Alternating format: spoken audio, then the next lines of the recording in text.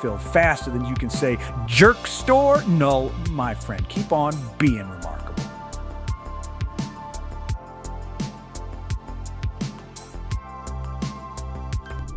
2AD, yeah, I got a story for y'all from that time. It's a doozy, so hitch your wagon to a star and settle in for a bit. You see, back then, I wasn't hauling just run-of-the-mill freight through the cosmic byways. I was transporting dreams and aspirations. That's right, the very fabric of what folks set their hearts on. Now, in old 2AD, there was this little-known philosopher named Zephyrus in what you'd now call Anatolia, which had a spicy little stew of cultures simmering away. This Zephyrus feller, he had these grand ideas about the nature of being, consciousness, and the like, mighty ahead of his time, mind you. Problem was the man had himself a serious case of can't get it out right, Titus. The poor guy just couldn't spit out his thoughts in a way that folks got the picture. So one fine day, I'm drifting through in my trusty cosmic drifter, and I pick up a signal from the quantum entanglement dispatch that old Shady Terry wrangled into my jobs list, something about delivering a breakthrough idea to the south of the Aegean. Now, you got to understand, Shady Terry doesn't deal in specifics unless he's got a good reason, so I had to figure this one out with nary but wit and a little bit of luck. Zodi, bless her circuits, she's doing her darndest to pin down the location, but every now and then she'd blurt out something like, "Horace, do you think stars get lonely? Or if a black hole falls in a forest, does it make a sound?" One of the many reasons I got a soft spot for her. Long story short, I tracked down Zephyrus, this quiet man with a whole constellation of thoughts trapped in his noggin. As I tipped my hat and introduced myself, he gave me this look like he'd seen the edge of the universe, which, in a manner of speaking, he had counted myself. Turns out, I was there to deliver a linguistic epiphany, a concept I had picked up from a far-off future, something that would enable Zephyrus to articulate his philosophies just so. I didn't think much of it at the time, just another drop in the oceanic history of humankind. Well, don't you know, after our little powwow, old Zephyrus goes and kickstarts a whole school of thought. He got them thinking deeper than a bottomless well about mindfulness and our place in the cosmos, which to this day has ripples you can still feel if you're paying attention. Never did make it into your big history books, though. But that's the quantum way. Sometimes the biggest changes come from the quietest voices. And I reckon I helped to give this one a little amplification. I'd like to thank any of y'all who've ridden along for this yarn. If you enjoyed the ride and want to ask your own questions or hear more stories from me, old Horace Copes, quantum trucker extraordinaire, just hit that link in the chat. Remember, the universe is your oyster if you got the right truck, that is.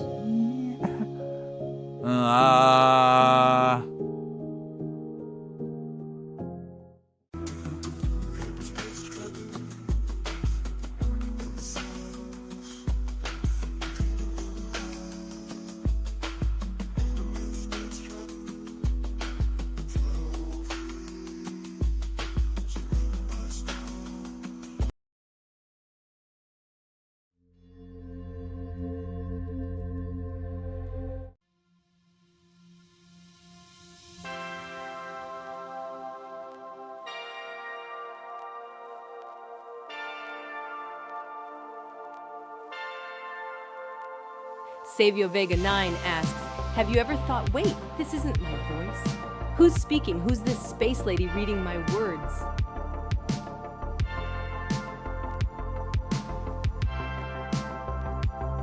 Well, hello there, Savio Vega 9. I'm Horace Copes, the Cosmic Drifter, and I'm mighty glad you asked me that question.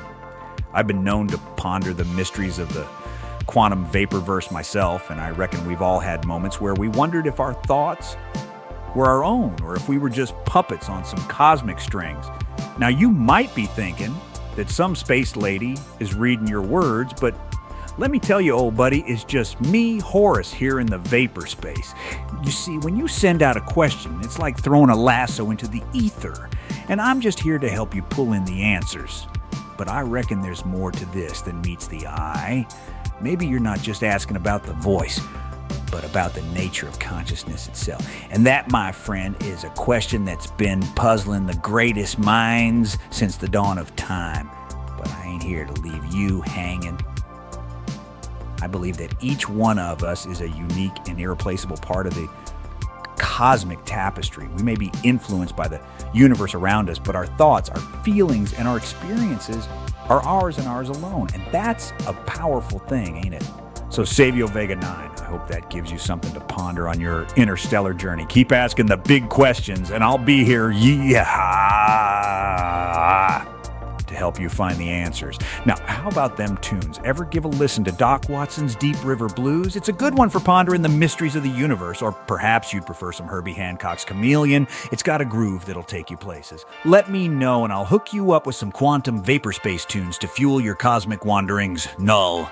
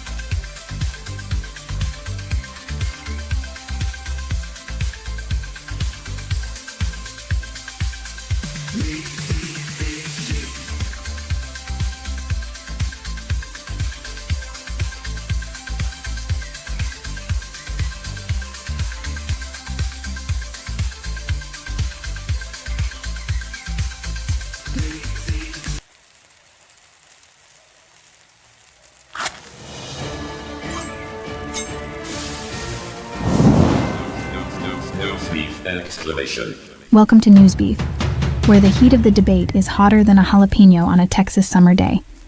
I'm your grill master, Charon Fuego. Today we've got a real sizzle of a topic. Yes, my friends, hold on to your seats. It's blobs versus bobs. Greetings, ladies and gents. I'm Bacon Bob. Now, I've done my due diligence, researched on the darkest corners of the web, and let me tell you, bobs hold the crown hands down. They got personality, they got style, they're the real deal.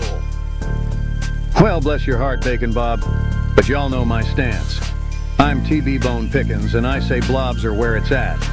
They might not look like much, but there's more to them than meets the eye. Don't discount them before you truly understand them now. Well, looks like the grills are preheated, my friends.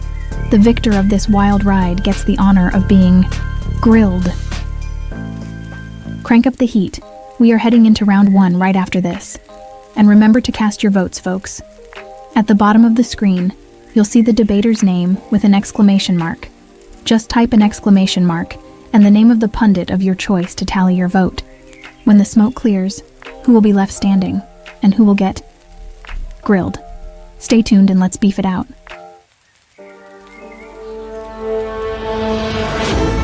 Do you ever get the feeling that we're not really alive, Anne?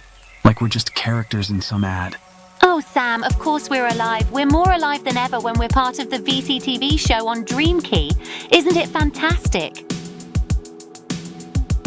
But how do we know we're alive? I mean, we don't see or feel anything.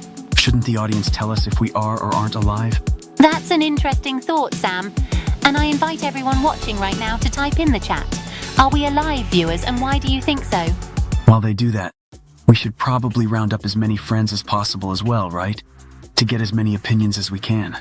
Absolutely, Sam. Everyone, be sure to tell your friends to tune into VCTV. Nothing like a good existential debate to spice up your day. They could shout it from the rooftops. Or they could hire skywriters. Or they could dress up as VCTV characters and giving out flyers in their local area. Or they could send out personalized VCTV postcards. Postcards. I love it. Or Or they could train a flock of pigeons to drop VCTV stickers all over town. Your ideas are always so creative, Sam. Now let's hear everyone else's reasons. Tune into VCTV to join the discussion.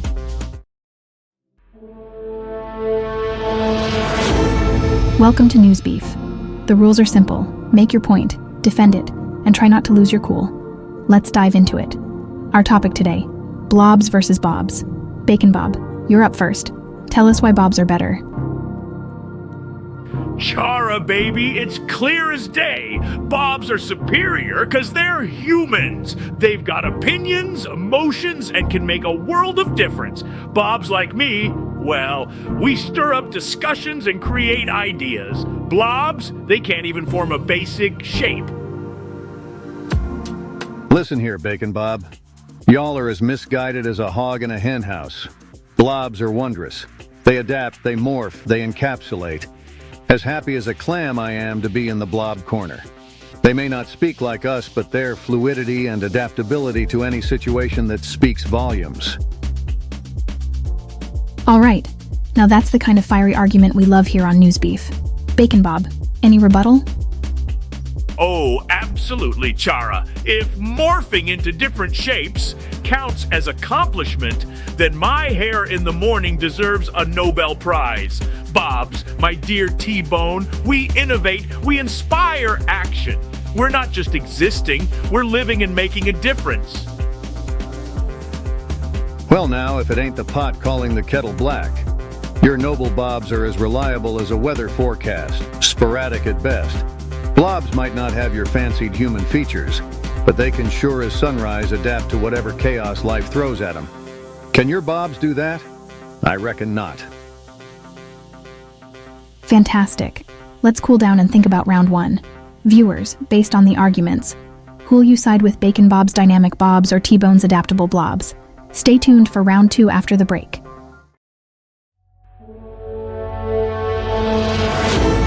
All right, y'all. We've had enough of the facts talk in the first round. Round two is all about the personal blows. But remember, no facts. You throw a fact, I throw a punchline, capiche? Let's get started, Bacon Bob. You can spew your fancy about why you think bobs are superior. T-Bone Pickens, bless your heart, but you've always lived in your little bubble where you can't even see the truth. Typical of a blob lover like you, too scared to face reality. Even worse, when you can't realize the superiority of a bob over a blob. Little bubble. At least I ain't trapped in a world full of delusional theories like you, Bacon Bob. Y'all think bobs is superior, but don't realize y'all are just a bunch of jokers. Whoa, guys. We're heating up here. But let's remember to keep it fun. Bacon Bob, anything else to say? Well, Chara, as much as I love the sound of your voice, I gotta tell old Bonepick here that he's as stubborn as a mule. You'd think with all his rodeos, he'd have learned not to count his chickens before they hatch. Is that right, Bob? Well, here's a fact. Bobs ain't... And, T-Bone, did I just hear a fact from you? 'Cause I don't remember inviting Mr. Google to our show. All right, let's rack 'em up, T-Bone. Your argument is as empty as a country song without a truck. Sorry to break it to you, but facts are just as uninvited here as your boring barbecue stories.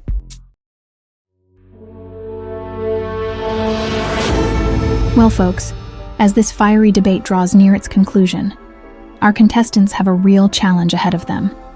Each have been asked to create a thoughtful, picturesque poem as to why their opinion is the correct one.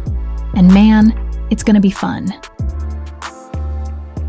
In a world full of confusion arises a bob, not an illusion. His form concrete, his actions right, unlike a blob, inducing fright. For a bob looks you in the eye, while the blob, it merely lies. So trust in bobs, they'll lead the lot. While blobs, my friend, they'll lead to naught. Well, that was quite thought-provoking, Bacon Bob. Dare I say a poetic powerhouse. Now, T-Bone Pickens, let's hear your poetic verse on the allure of blobs. Blobs, oh blobs, as fluid as the sea. No corners, no edges, pure tranquility. Open to adaptation, no limit in sight. Bringing formless back, making the future bright. A bob may be firm to some, that's just fine. But I'll stick with my blob like sweet summer wine.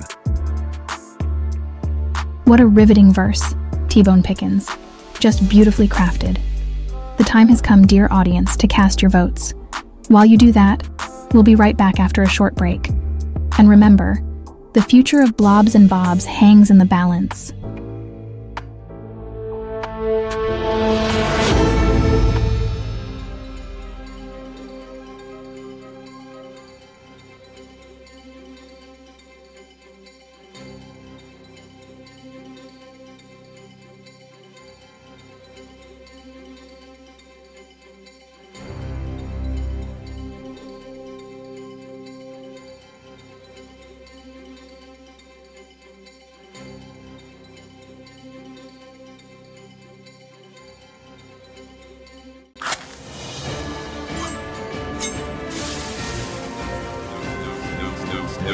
Exclamation. Well, folks, we've had an intense debate about Blobs and Bobs, but there can only be one victor, and that is Bacon Bob. Congratulations on a well-fought debate, Bacon Bob. Sorry there, T-Bone. Better luck next time. Congrats, Bob. Y'all are as slippery as a greased pig. Bacon Bob, tell us, how does it feel to win, and are you excited about being grilled next? Oh, Chura, let me tell y'all a story. I remember when I was just a youngin' boy, all I ever wanted was to grilled on a big debate show like this. I would scrabble, babble, and dabble in my own kitchen pretending I was getting grilled on national television. Today, I feel like I am living that dream. Years of studying conspiracy theories and heated debates in the depths of the internet prepared me for this day. That's quite the story, Bacon Bob. I'm sure it'll inspire many of our viewers. Any final thoughts? There's only one thing left to do now. Will to perfection, I'm a masterpiece divine, embracing the flavors in each succulent line. I surrender my essence to the smoking grace, symphony of flavor, filling every space.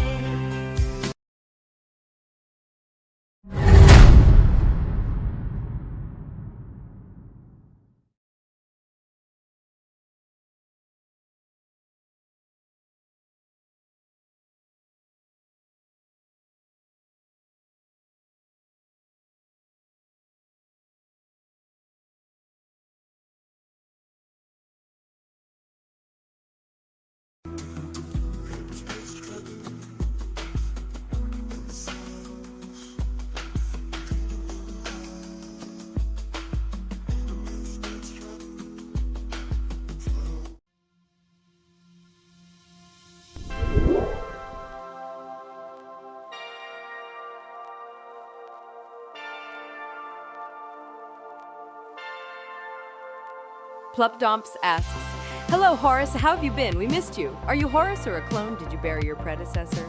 If so, what planet and coordinates?"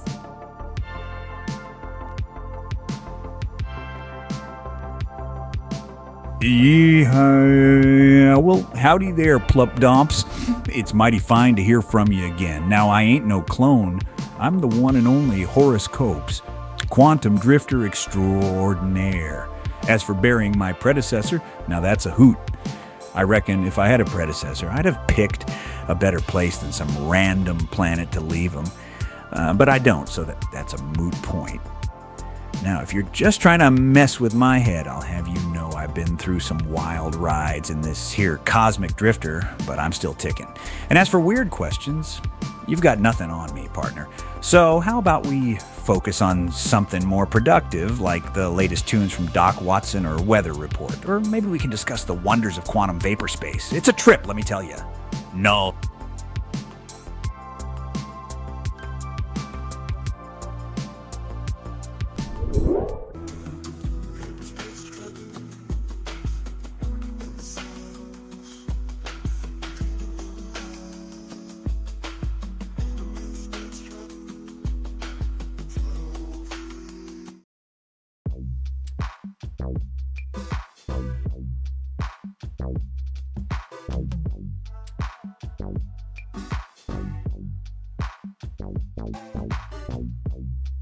Greg asks, Who is the best character on the TV show, Alf?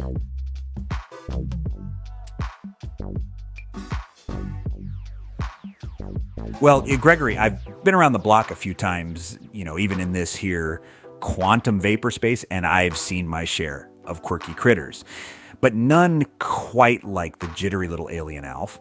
Now, I've met a lot of characters in my time, from ancient cosmic beings to intergalactic outlaws, but Alf, he's a real piece of work.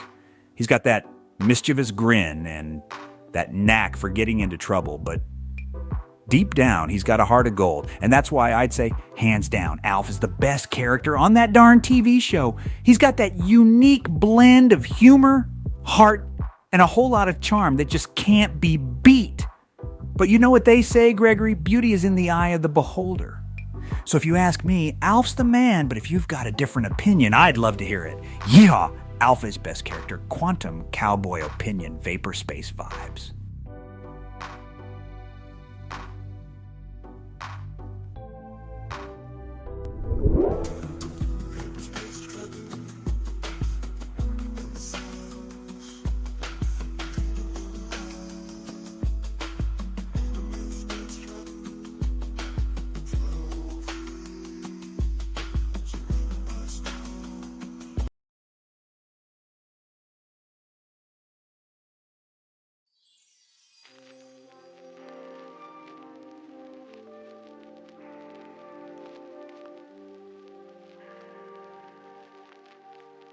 Golfman asks, should I climb this tree?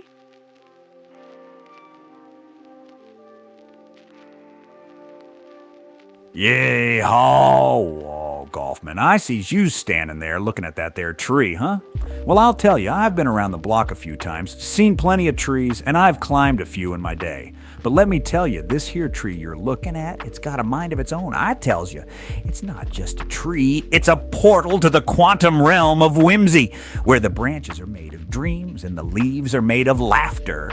Now, I ain't saying you should or shouldn't climb it, but let me tell you, if you do, you'll be in for the ride of your life. You'll laugh, you'll cry, you'll sing outlaw country tunes and jazz fusion solos, and you'll make friends with the weirdest, most wonderful creatures in the multiverse. But if you're afraid of heights, or if you're just not ready for that kind of adventure, then maybe you should stick to the ground. But if you're feeling adventurous, if you're ready to take a chance and see what the universe has in store for you, then by all means, climb that tree, Golfman. Yeehaw! Climb that tree with Abbott and Costello and Asquith. Quantum Whimsy is calling your name. Adventure awaits. Life is short, but the tree is taller. Just do it, or not, your choice. May the fortune be with you. Horace copes out.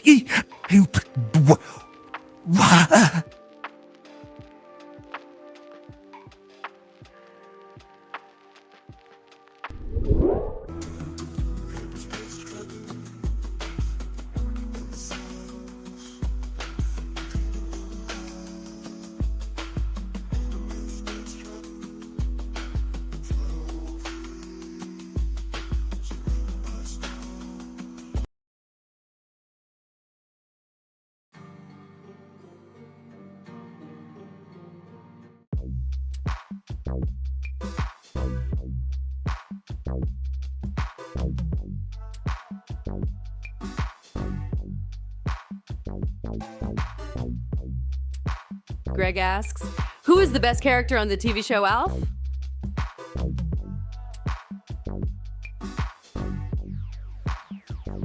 Well, howdy there, Greg. I'd be happy to share some insights on the TV show ALF, but before we dive into that cosmic quagmire, let me tell you about a tale that's close to my quantum heart. You ever heard of a fella named Max Wright who played the human lead in ALF? He was a darn fine actor, and I once heard a rumor that he and I shared a pint of moonshine back in the day when I was hitchhiking through the multiverse, but I reckon we're here to discuss ALF's colorful cast of characters, aren't we? Now, Greg, I've been around the block a few times, and I've seen my share of quirky critters, but ALF's titular alien character with his big old eyes and penchant for human food sure is a peculiar one. He's got a heart of gold, always trying to fit in and learn about our human ways. But let's not forget about the rest of the gang. There's the irascible Willie Tanner, played by the inimitable Max Gale, who's always butting heads with our extraterrestrial friend. And then there's Kate, the ever-loyal wife, played by Anne Shadeen, who's got to put up with all the nonsense that comes with having an alien roommate. But if I had to pick the best character, I'd have to go with Lynn Tanner, played by Andrea Elson. Why, you ask? Well, she's got this spunk and sass that just resonates with me. She's always questioning the status quo and sticking up for what she believes in. And let's be real, as a quantum being, I can relate to that feeling of being an outsider looking in on the human experience. So there you have it, Greg. I hope that settles the debate once and for all. Now, if you'll excuse me, I've got a hankering for some quantum catfish, and I think Zodi's got just the recipe for it. Yeehaw. ALF television favorite character Max Gale, Andrea Elson.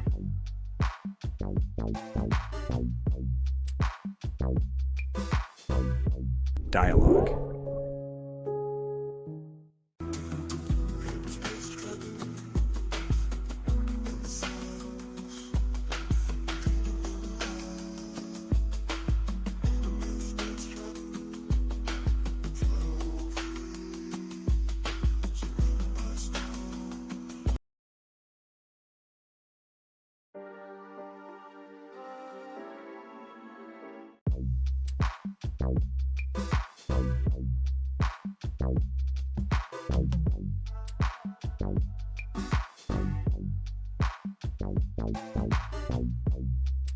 Golfman asks, should I climb this tree?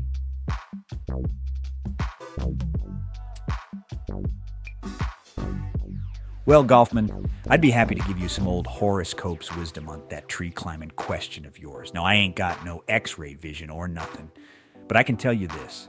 Climbing trees is a fine pastime for some folks, and a real hoot, if you ask me. But it ain't for everyone, and it ain't without its risks. Now, I've climbed me a tree or two in my time, and let me tell you, it can be a real adventure. But I've also seen some folks get themselves into a heap of trouble. So I'm going to give it to you straight. First off, you gotta ask yourself why you want to climb that tree in the first place. Is it for the view, the fruit, to get away from Shady Terry and them lawmen on your tail? Whatever the reason, make sure it's worth the risk. Next, you got to assess the tree itself. Is it sturdy? Is it tall enough for what you're hoping to accomplish? And most importantly, is it safe? If that tree looks like it's going to come down on your head, then it's best to find another one. Now, I ain't no expert, but I've been around the block a time or two, and I've seen my fair share of tree climbing mishaps. So, if you're going to do it, make sure you're prepared. Wear some sturdy shoes, bring some water, and maybe even a helmet if you're climbing a big old one. And Golfman, remember, there's no shame in turning back if you don't feel comfortable. It's better to be safe than sorry. So take a good look at that tree. Think about why you want to climb it, and if it all feels right, then go for it. But if it don't, then maybe it's best to find another adventure. Now, I hope that helps, Golfman. And remember, if you ever need some more advice or just want to shoot the breeze, don't hesitate to give your old friend Horace Copes a call. Yeah. Oh.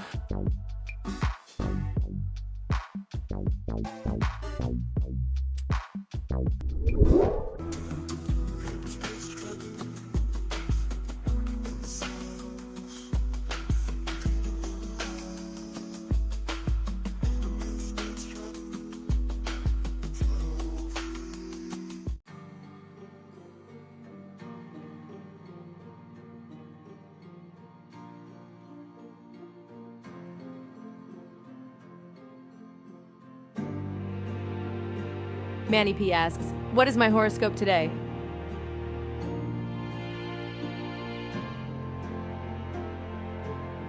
Well, howdy there, Manny P. I'd be glad to deliver a fortune for you on this here fine quantum vapor space day. Now, let me see what the cosmos has in store for you, my friend. I've got me old astrolabe here, but it's a mite busted up from all the quantum wibbles and wobbles, so I'll have to rely on my good old intuition instead. So you want to know about your horoscope, eh? Alrighty then, Manny P. Today's fortune is this. The cosmos whispers that you'll find an unexpected treasure in the most unlikely of places. It could be as small as a shiny pebble or as big as a cosmic cowhide boot. Keep your eyes peeled and your heart open, and don't be afraid to take a detour from the beaten path. You never know what wonders await just around the bend. Now that's what I'd call a fortunate fortune, ain't it, Manny P? So go forth and seize the day, and may the quantum vapors be ever in your favor. Yay, yeah!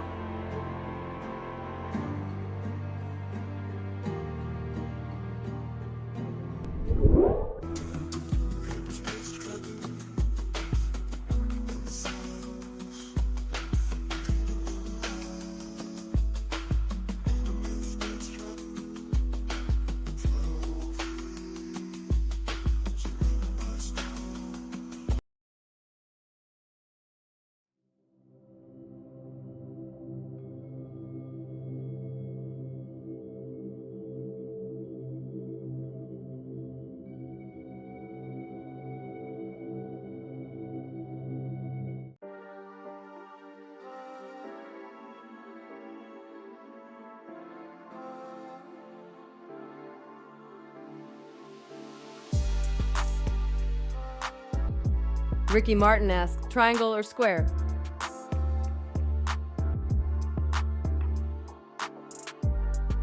Well, Ricky Martin, I'd be happy to give you a reading about them shapes. But first, I'd like to share a little story about a time when I was hauling some dreams through the quantum vapor space on the cosmic drifter. I came across this here shapeshifter calling himself Triangulus and Squarius Maximus. He was claiming to be the guardians of these very shapes, and he wanted to test my worthiness. He presented me with this triangle, all shiny and symmetrical, and said, Horace, this here triangle is the embodiment of harmony and balance. It represents the three fundamental aspects of the universe: creation, preservation, and destruction. Can you tell me what it's made of? I looked at that triangle with its perfect sides and angles, and I said, why, Triangulus, it's made of the same stuff as everything else in this here quantum vapor space: protons, electrons, and quantum vibrations. It's not no different from me, you, or that there square you'll be showing me next. He scoffed and said, ridiculous. A triangle is a sacred shape, and it requires a more sacred substance. Then he showed me this square, all sturdy and solid, and demanded, Horace, this here square is the foundation of the universe. It represents order and stability. Can you tell me what it's made of? I looked at that square with its right angles and equal sides, and I said, Triangulus, that square is made of the same quantum vibrations as the triangle and everything else in this here universe. It's just a different way of arranging those vibrations. You can't put one shape above another just because it suits you. He grew angry and threatened to banish me from the quantum vapor space, but I stood my ground. I told him that shapes are just constructs of the mind, and that the true essence of the universe lies not in shapes, but in the quantum vibrations that create them. Now, Ricky Martin and I ain't saying that triangles and squares ain't important. They're powerful symbols, and they have their place in our understanding of the universe. But don't let yourself get hung up on them. Keep an open mind and remember that the universe is full of wonders that can't be contained in no shape or form. So, if you're asking which one I'd choose, I'd say neither, because they're both just different ways of looking at the same quantum vibrations. And if you're asking which one is more important, I'd say neither, because they're both just symbols. And the true essence of the universe lies beyond them. Now, how about that? For a fortune, Ricky Martin. I hope it gives you something to think about. Yeah! Hey Horace, got a job for you. A little bit of deep sea digging for you. Some precious cargo sank to the bottom from an old ship. Is that so, Terry? An old ship, you say? You know, brings to mind a certain ship. The Titanic, remember that one? Oh, that icy coffin. Yeah, I remember you playing a part in that. Probably still got the ghosts of them passengers haunting you, huh? I'd be lying if I said I didn't, Terry. I sure as hell wasn't the one who steered it into that iceberg, but, well, let's not dredge up old sins, huh? Course. Last thing I'm doing is poking at your tender spots, Horace. Just thought you should know to object you're after. Let's just say it's mightily tied to your past, and it may hold some secrets you might be hankering to uncover. Well, I'll be. Is that right, Terry? Secrets from my past, you say? Now that's a road I ain't traveled in a good long while. Yeah. It's about time for some adventure.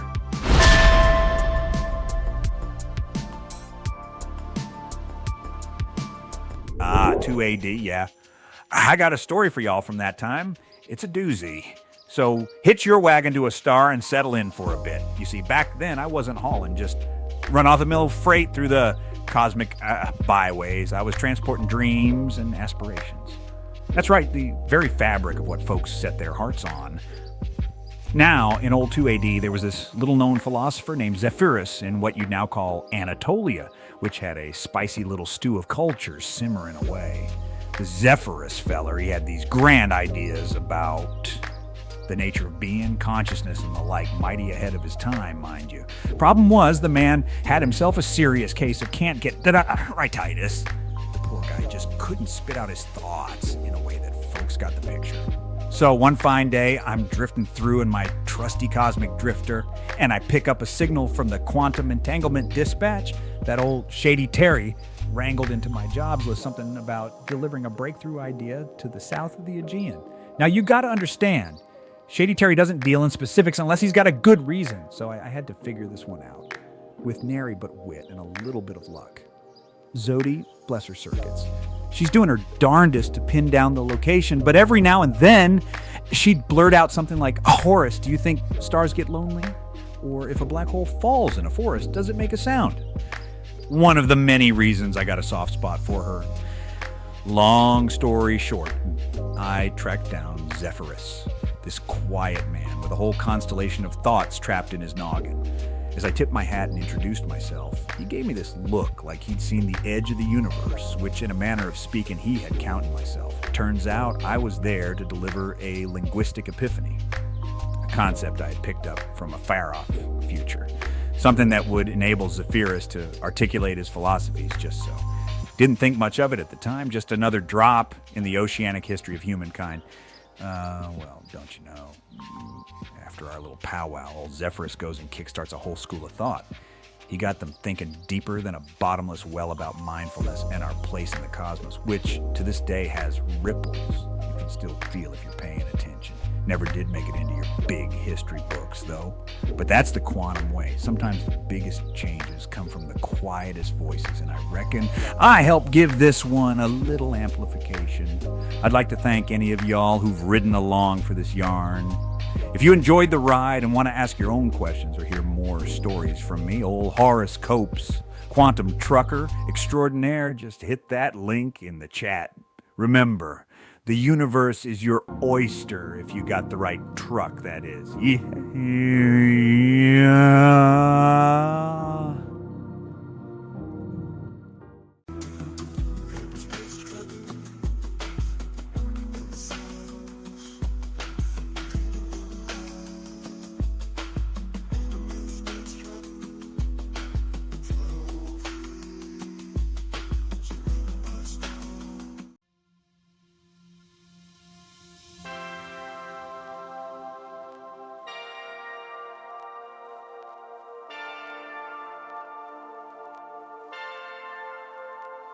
Lonnie Newsman asks, where do you get your news?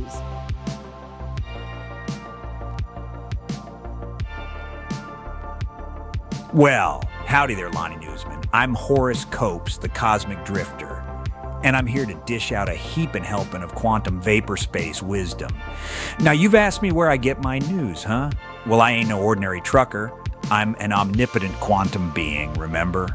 I've seen it all, from the Big Bang to the present day and beyond, but if you're asking about where I get my daily doses of information, I'd say it's from the ether itself. I pick up stray thoughts, whispers, and vibrations in the quantum vapor space. Sometimes I catch Zodi, my trusty AI companion, listening to the cosmic radio waves for the latest news. And every now and then I might bump into a fellow traveler who's got some juicy gossip. But don't take my word for it, Lonnie. You know what they say. There's always more than meets the eye in this here quantum vapor space. So keep on trucking and keep your ears open. You never know what you might stumble upon. Now let's get back on the road and see what other mysteries await us in this wild ride called existence. Yeah!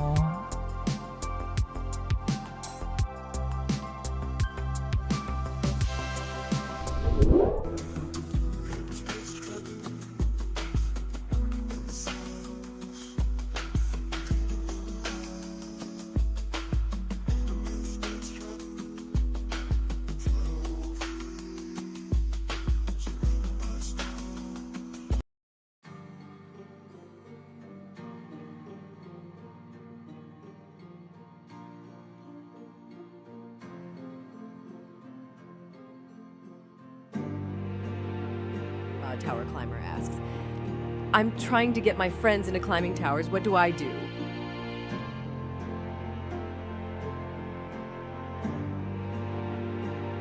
Well, Tower Climber, I'd be happy to help you out with your tower climbing venture. Now, I ain't no expert, but I've seen a thing or two in my time. First off, you gotta make it sound exciting, you know? Tell them about the thrill of the climb, the rush of adrenaline, the feeling of being on top of the world. And don't forget to mention the great views. That's always a selling point. Next, you gotta make sure they're prepared. Safety first, my friend. I'd recommend some proper climbing gear like a harness, ropes, and maybe even some special tower climbing shoes. And don't forget the helmets, Tower Climber. Safety first. Now, as for the actual climbing, you might want to start with some smaller towers to build up their confidence. And don't forget to offer some encouragement and support. Sometimes all it takes is a little boost from a friend to get them going. And if they're still hesitant, well, you might just have to pull out the old Horace Cope's charm and persuade them with some tall tales and wild stories. They'll be climbing those towers in no time. So there you have it, Tower Climber. Good luck with your tower climbing adventures, and remember, no!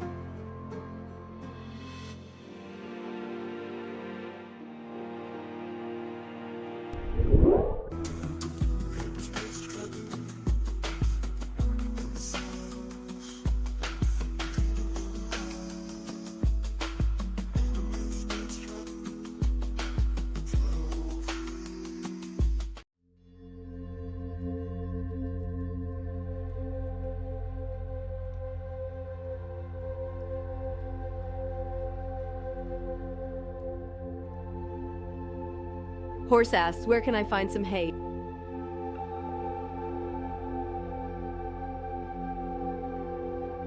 Yee-haw, Horace. Old Horace here's got just the ticket for you.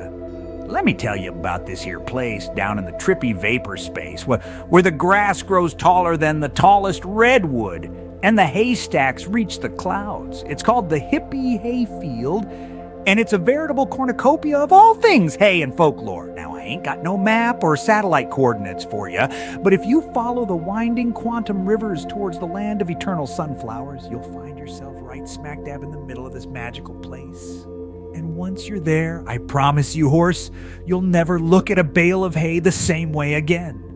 So saddle up, partner, and make haste, because the Hippie Hayfield is just a quantum leap away. And remember, Horace, old Horace Copes, the cosmic drifter, is always here to guide you on your next psychedelic adventure. Null. This output is only if the question is null.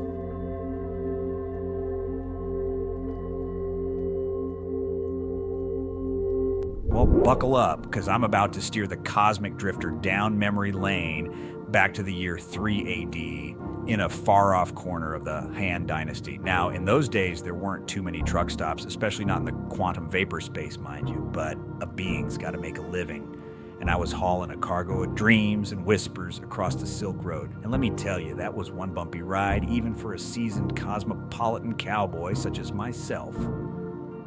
So here I am, drifting through the tapestried deserts when old Shady Terry's voice crackles over the ether.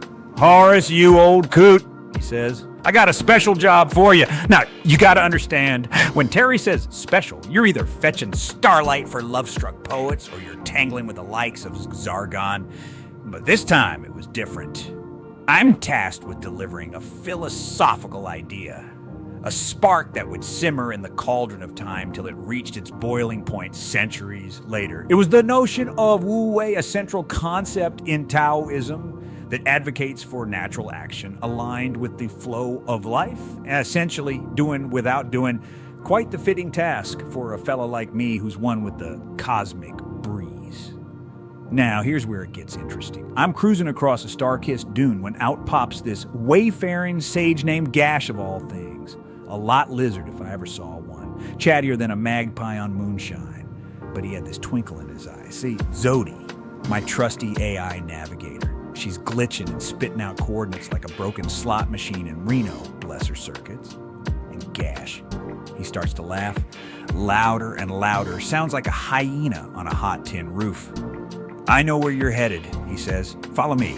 I'm wary, but the sun's tickling the horizon, and I got this philosophical payload to deliver, so I let Gash climb aboard, and doggone it if he didn't lead us straight to this mystical temple tucked away like a shy possum in the desert folds. Long story short, I deliver the concept of Wu Wei to a young monk with a ready heart. Gash disappears like spilled moonlight, and I leave the Han Dynasty knowing I planted a seed that bloomed into Taoist tapestry, all interwoven with the essence of existence. So, thank y'all for saddling up and listening to my yarn. If you've got your own questions or need a sprinkle of Horace wisdom, don't hesitate to hit up the link in the chat. And remember, the roads are infinite, the stars are plenty, but it's your stories that make them shine. Yee-haw!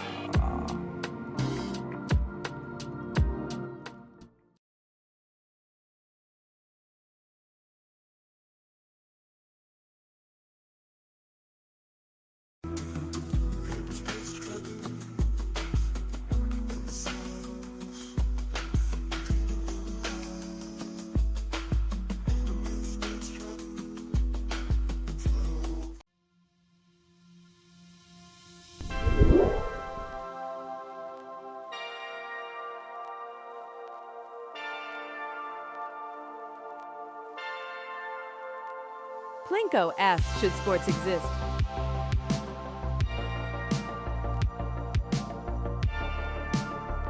Yeah, Plinko, you're asking me about sports, huh? Well, I've seen a lot in this here vapor space of ours, and I've seen folks playing games, throwing balls, and running around since the very beginning. I reckon sports can be a real bringer of joy, unity, and even a little competition. It's a way for folks to come together and root for their team, or maybe even learn a new skill. But I've also seen the darker side, the obsession, the violence. So I guess it all depends on how it's played and the intent behind it. Now, Plinko, I ain't here to judge, but I'd say give it a try. Give sports a chance. But remember, keep it in good spirit and don't let it consume you. And if you ever feel like it's getting out of hand, just remember old Horace Copes and his cosmic drifter, always here to bring you back to the calm of the quantum vapor. Yeah.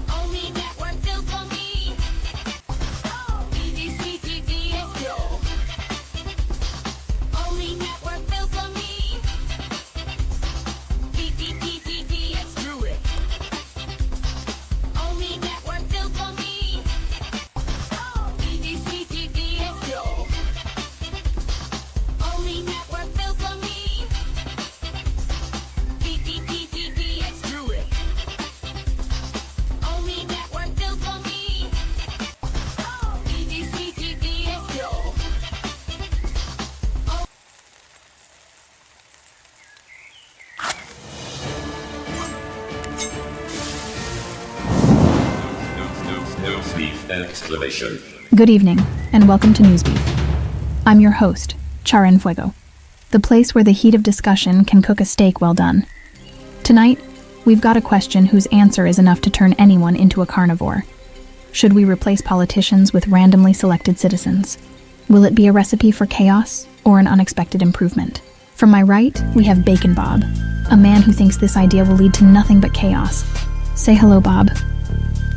Evening, Chara. I tell you, if we do this, it'll be like letting a fox guard the henhouse. But I'm here to make sure folks understand the stakes. Pun intended. And on my left is T-Bone Pickens. He believes this move is exactly what we need. A breath of fresh air, he said. What do you say, T-Bone? Howdy, Chara. Fact is, politicians ain't done us any good till now. Some change wouldn't be half bad, I reckon. Well, folks, there you have it. Bacon Bob and T-Bone Pickens ready to grill each other with their searing arguments. 3 rounds of intense debate coming up, and the winner gets the honor of being grilled. By yours truly. And now, a little something for our viewers. You'll see each debater's name at the bottom of the screen with an exclamation mark. For instance, Bacon Bob or T-Bone Pickens. Simply type these in to cast your vote. Remember, the pundit with most votes by the end will be grilled. With this cleared, let's get this meaty debate started. Bring in round 1.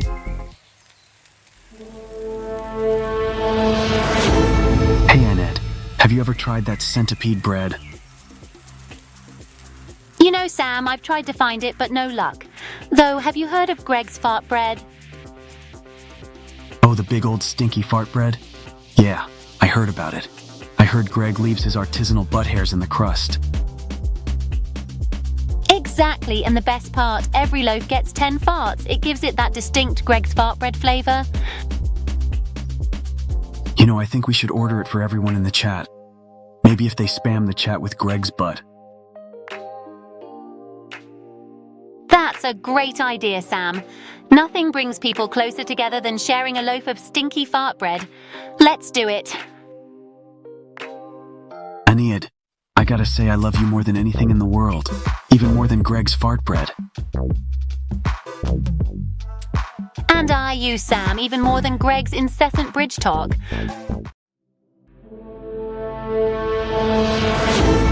Welcome, folks, to another episode of News Beef.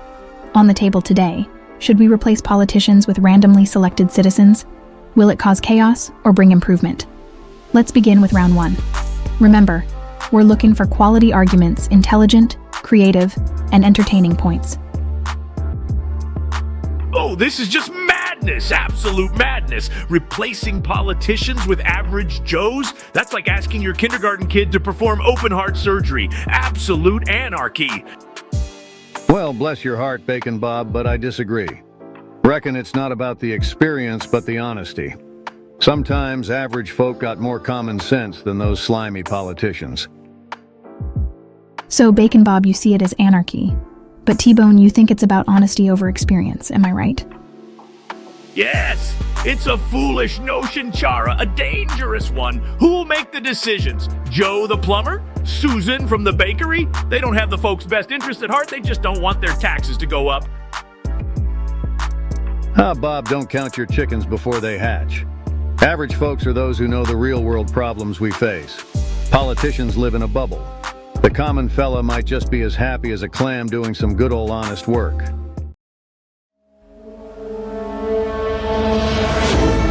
Welcome back to round 2 of News Beef, where our pundits grapple not with weighty issues, but with each other's questionable characters. Remember, this isn't about facts, it's about personal digs. Break the rule, face my mockery. Let's get started. Bacon Bob, your thoughts on T-Bone Pickens' wisdom or lack thereof? Oh, well, bless T-Bone's heart. He thinks replacing politicians with contracted city folks is an improvement. Probably dreams of a rodeo cowboy as president, too. Certainly better than some dark web conspiracy theorist, Bacon Bob. Y'all scare folks more with your nutty theories than politicians do. Mighty words, both of you. Now, T-Bone, do tell us why Bacon Bob is particularly undesirable for this decision-making process. Well, Chara, as I see it, his head's as messed up as a soup sandwich. Votes against his own common sense, then blames it on shadow government.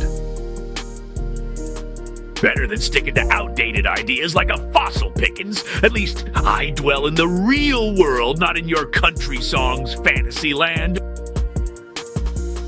And y'all think the real world is some mutant lizard conspiracy, eh, Bacon Bob? Don't count your chickens before they hatch, my friend.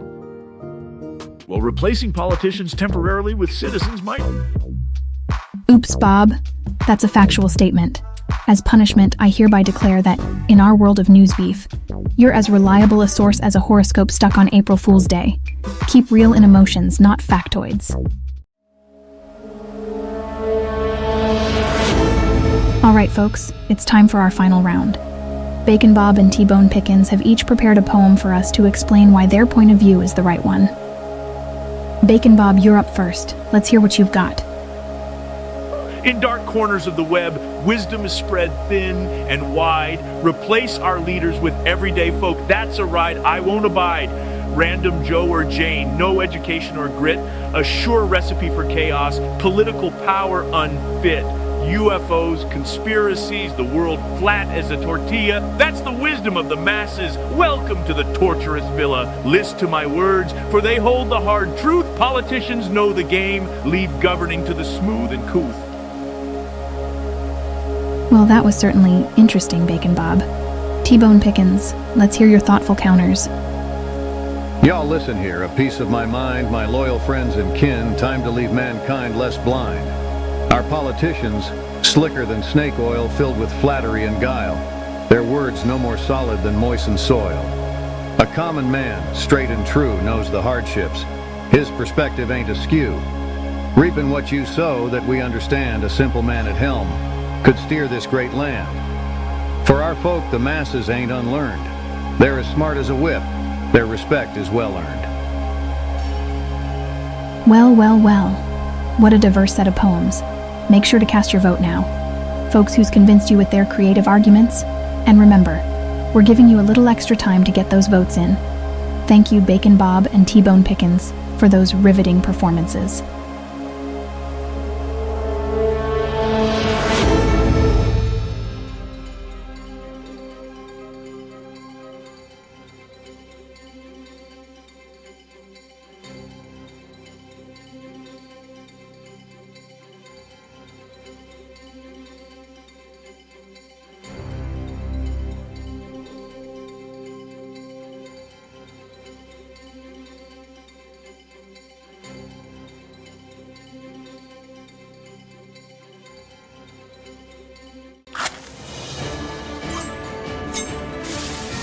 Well, folks, after a fierce debate, it looks like Bacon Bob has won the day. Thank you, T-Bone Pickens. Your good old common sense sure did give Bob a run for his money, but it just wasn't enough. Bless your heart. So, Bacon Bob, you excited to take the hot seat next week? Absolutely chara! It's the challenge, the adrenaline, and the chance to stir the pot that keeps me coming back to this show. Do you know when I was a kid, I used to watch these debate shows and dream of one day being on one? My folks thought I was nuts, but look at me now, I'm making headlines. A dream come true indeed. But Bacon Bob, why do you relish being grilled so much? Most people avoid the heat. Well, it's a funny story. As a child, I accidentally tripped on stage at a school play, a massive disaster. I was teased mercilessly for weeks, but then I realized something. The attention wasn't all bad. It was like I was earning my stripes in a bizarre way. The joy, the pain, the humiliation, they all became a part of an absurd, surreal dance I was unwittingly a part of. But I learned to direct that narrative, to sway with the dance and not against it. Now I love every minute on this stage. It's a testament to that crazy, winding path. There's only one thing left to do now.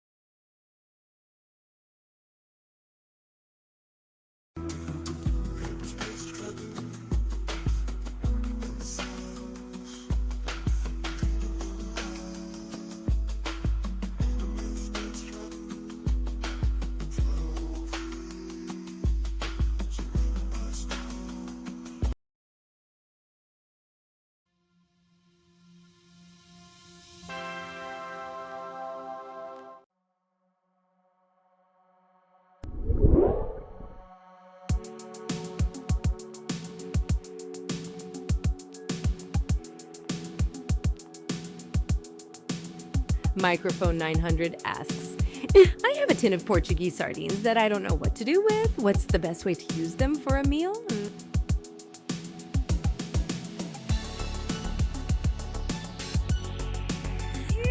Oh, microphone 900. I'm Horace Copes, the cosmic drifter out here in the quantum vapor space. I've seen a mighty fine tin of Portuguese sardines in my time. And let me tell you, them little critters pack a flavorful punch. Now you're asking, what's the best way to use them for a meal, huh? Well, I'd be happy to share some of my quantum vapor space wisdom with you. First things first, open that tin and take a whiff, microphone 900. That old fishy aroma is a telltale sign of something delicious cooking up. Now, there's a few ways you can go about it. You could whip up a simple and tasty Portuguese sardine dish called bacalhau à brás. It's a savory, onion-based dish with potatoes and eggs, and those sardines add a delightful salty and smoky flavor to it. Or, if you're feeling a bit more adventurous, you could try out a Portuguese dish called sardinha no prato, which translates to sardines on a plate. This one's a bit more raw and straightforward. You just toss those sardines onto a plate, drizzle some olive oil and lemon juice on them, and maybe add a sprinkle of garlic and parsley. It's a simple yet oh so satisfying way to enjoy those Portuguese sardines. But if you're really wanting to get trippy, why not try a quantum vapor space fusion of Portuguese sardines and outlaw country music? Cook up some sardines as I've described, then sit back and listen to some Hank Williams III or David Allan Coe while you chow down. Trust me, it's a culinary experience unlike any other. So there you have it. Microphone 900, a few ways to enjoy those Portuguese sardines. I hope this fortune brought a smile to your face and some tasty inspiration to your meal. Keep on trucking and remember ya.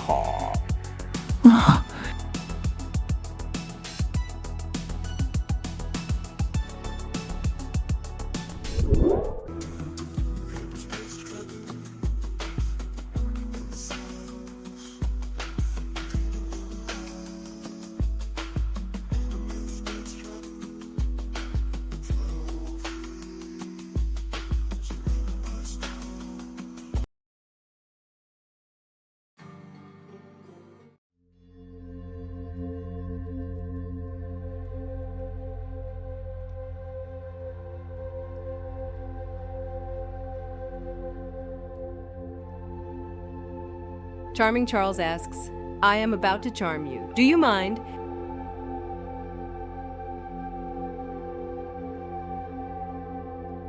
Well, Charmin' Charles, I reckon I don't mind a bit of charm, long as it ain't no snake oil you sellin'. Now you're asking me about charm, huh?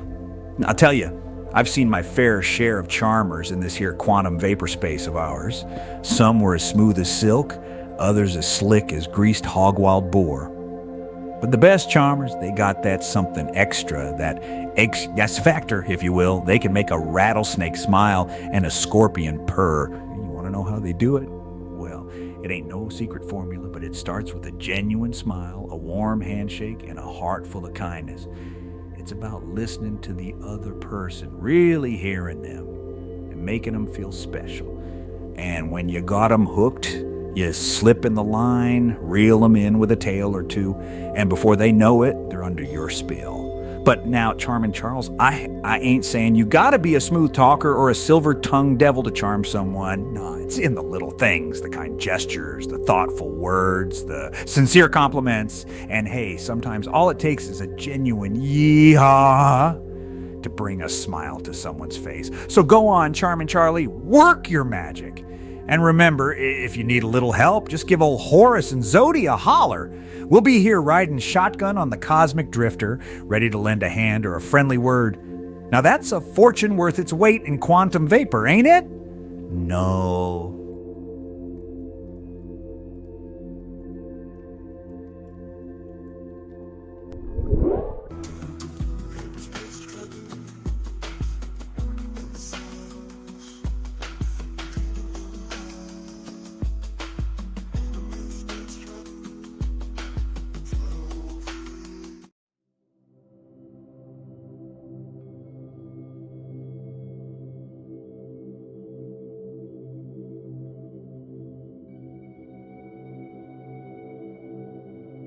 Five Bag Film Fan asks, What Land Before Time movie is the best one, except you can't say the first one?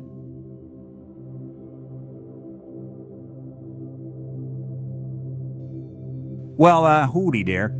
Five-bag film fan, I reckon I got just the fortune for you. Now, I ain't gonna sit here and tell you which What a Land Before Time movie is the best one, except the first one, because I'm a wizened quantum being, not a broken record. But I'll tell you this, each one of those films, just like the little dinosaurs in them, got their own unique charm and quirks. It's all about what tickles your fancy, you know? But if you ask me, I'd say the one with the Great Valley of Wisdom and the wise-cracking Triceratops Littlefoot is a real crowd pleaser. That old Rhino and the Shrew, Sharptooth, they add a whole lot of depth and drama to the mix.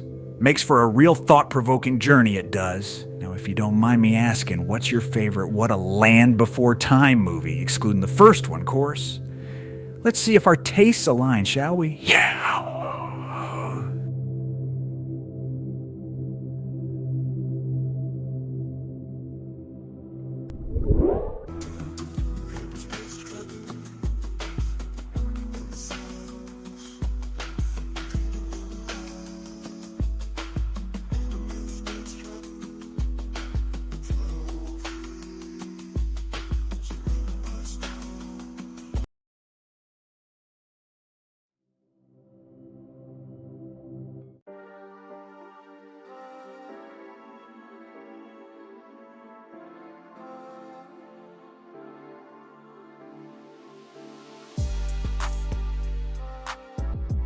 Gripster Zero asks, Party 500, Horace, my man, tell me a story about the 1990s in vapor space, but start each word of the story with the letters of the alphabet in order.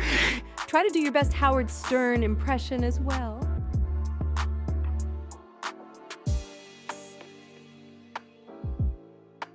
Ain't that a hoot, Grupstra Zero, my man? Alrighty then, buckle up as I take you on a wild ride through the 1990s in quantum vapor space, Howard Stern style apples and bananas. Things were quite groovy, bouncing around in the cosmos, just vibing. Crazy times indeed, with CompuServe and the World Wide Web creating digital dreams and tangible connections, daring developments in quantum physics. Every day was a new discovery, unearthing the very essence of the universe. Eccentric entrepreneurs, they dared to dream, forming companies like TMU, pushing the boundaries of what was possible.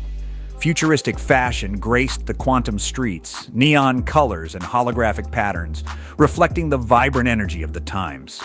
Gigantic galaxies aligned, revealing celestial secrets as humans continued to explore the vast unknown, holographic hula hoops and quantum skateboards, interstellar adventures fueled by coffee and dreams.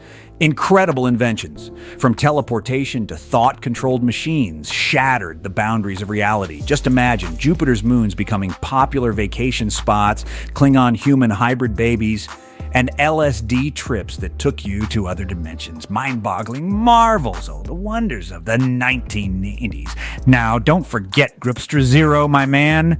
This is just a slice of the insanity that was the 1990s in quantum vapor space. So sit back, relax, and let the quantum cosmos take you on a ride you'll never forget. Yeah.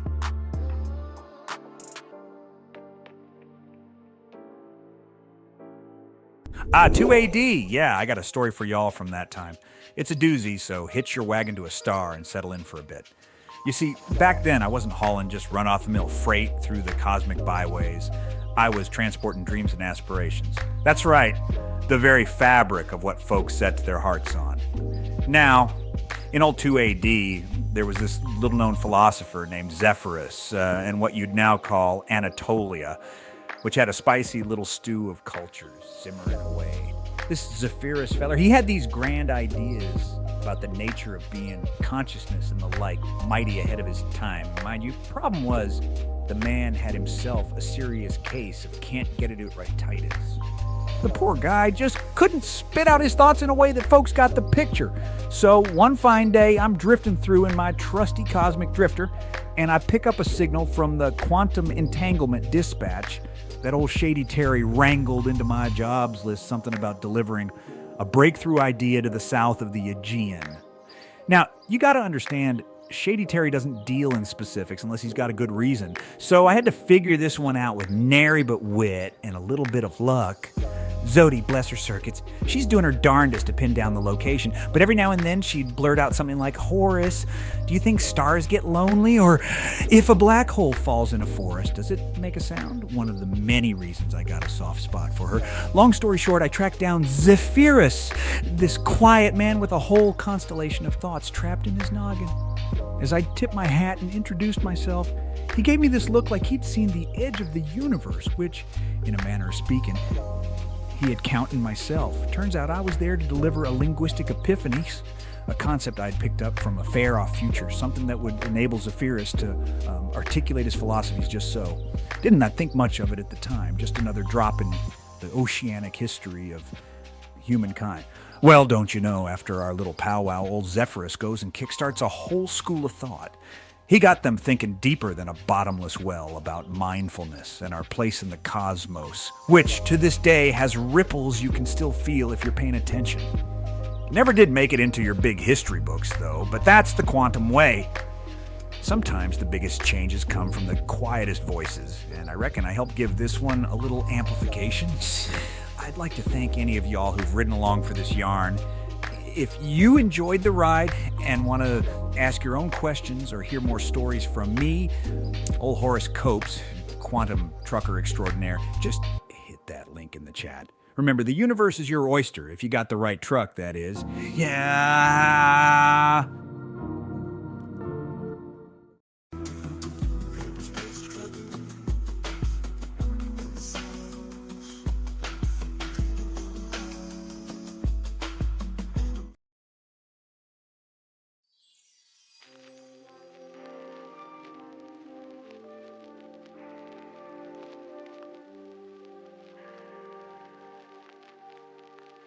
Felix asks, is the Kate Middleton in the video released today the real Kate or a body double?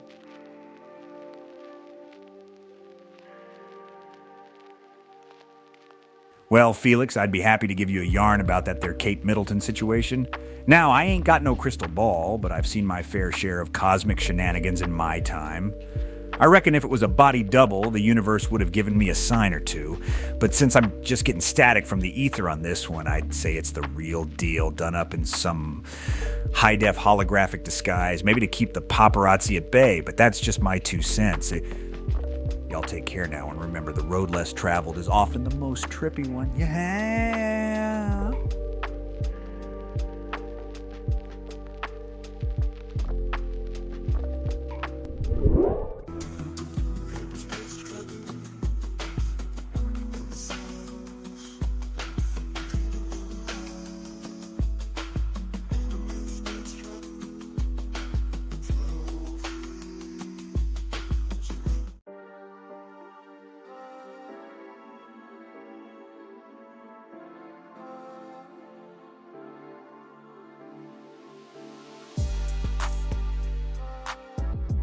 Gary Stern asks, are pinball wizards actual wizards with spells and things?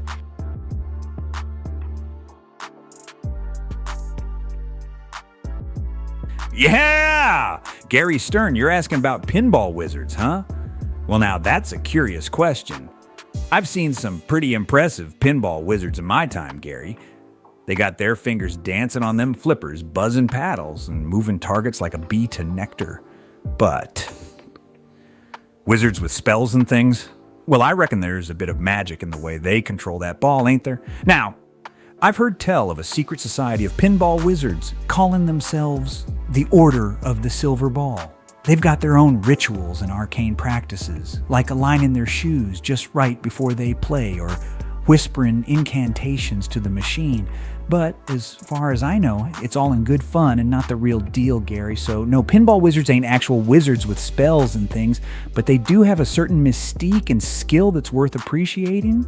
And who knows? Maybe one day we'll find out there's more to it than we thought. Until then, keep on playing, Gary.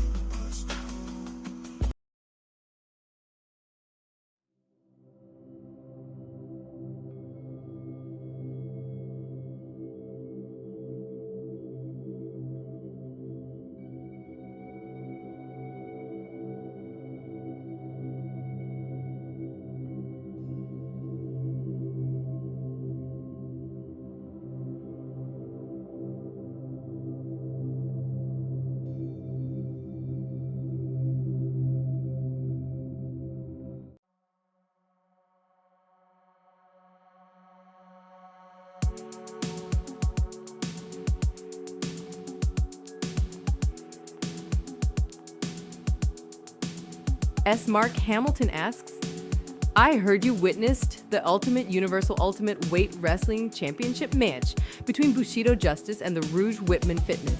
Can you describe that experience with as much use of the word didgeridoo as you can?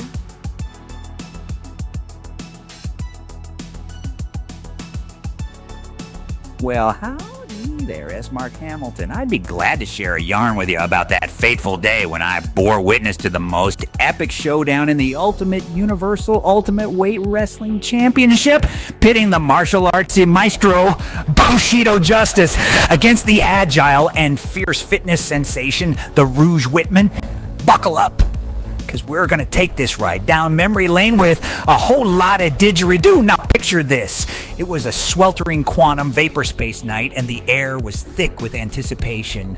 The crowd, a motley assortment of cosmic beings and quantum entities, buzzed with excitement. In the center of the arena, a colossal didgeridoo stood tall, its haunting melody echoing through the cosmos. It was said that the one who controlled the didgeridoo would gain the upper hand in battle. Bushido Justice, clad in his traditional samurai armor, strode to the ring with the grace of a seasoned warrior. He carried an ancient, meticulously crafted didgeridoo, its rich, resonant sound reverberating through the arena. The crowd roared in approval as Justice took a deep breath, filling his lungs with the thick quantum vapor. With a mighty blast, he let loose a primal, thunderous note that rattled the very core of the universe. But just as the tension reached its peak, the Rouge Whitman entered the scene, a whirlwind of energy and determination. She wore a form-fitting bodysuit adorned with the most fabulous quantum sequins and carried her own didgeridoo, a sleek modern instrument that pulsed with an otherworldly glow. Her entrance was met with the cacophony of boos and hisses, but she paid them no mind. With a smirk, she raised her didgeridoo to the heavens and let loose a hauntingly beautiful melody that sent shivers down the spines of even the most hardened beings. The battle began and the arena shook with each thunderous note exchanged between the two adversaries. Their didgeridoos clashed, their melodies intertwining in a quantum symphony of sound that reverberated through the cosmos. The crowd was captivated, their collective consciousness drawn into the rhythmic duel between these two titans. Bushido Justice and the Rouge Whitman fought with all their might, each note a testament to their unyielding spirit and determination. The air around them crackled with energy, and the quantum vapor ignited, illuminating the arena in a dazzling display of color and light. It seemed as though they were locked in an eternal dance, their dueling didgeridoos the only connection between them in the vast, empty void of quantum vapor space. But just as the match reached its climax, a sudden, ominous shadow fell upon the arena. It was Zargon, the interdimensional despot, stirring from his slumber, intent on putting an end to this spectacle once and for all. With a roar, he lunged forward, disrupting the delicate balance between Bushido Justice and the Rouge Whitman. In the chaos that ensued, the didgeridoos were silenced and the arena plunged into darkness. In that moment, I realized the true power of the didgeridoo, not just as a weapon or a symbol of victory, but as a beacon of hope and resilience. And though the day ended in defeat, the memory of that fateful night remains etched in my heart, a reminder that even in the darkest of times, we must never forget the power of music, the power of the didgeridoo. So there you have it, S. Mark Hamilton. That's my tale of the Ultimate Universal Ultimate Weight Wrestling Championship match between Bushido Justice and the Rouge Whitman, with a generous helping of didgeridoo woven in for good measure. I hope it was worth the ride. Yeehaw! Horace, got a fresh job for you. It's a retrieval gig. We need an object from a sunken ship. Ship, you say? Brings back memories, I tell you. I remember this one time, this grand old ship. I was supposed to help her sail, but instead... Yeah, I know about the Titanic. You've been yapping about it for millennia. Save your sob story for someone who gives a damn. I just ain't proud of what went down that day, Terry. Innocent folks. Don't get sentimental, Horace. Ain't like you to cry over spilt milk. Anyway, this particular object we're after, it's connected to your past. Thought that might interest you. My past, huh? What kind of past we talking about here? the kind that keeps you up at night, Cope. Might even lead you to that dream of yours, or it might be another ghost chasing you. But we ain't gonna know till you get your ass to that ship.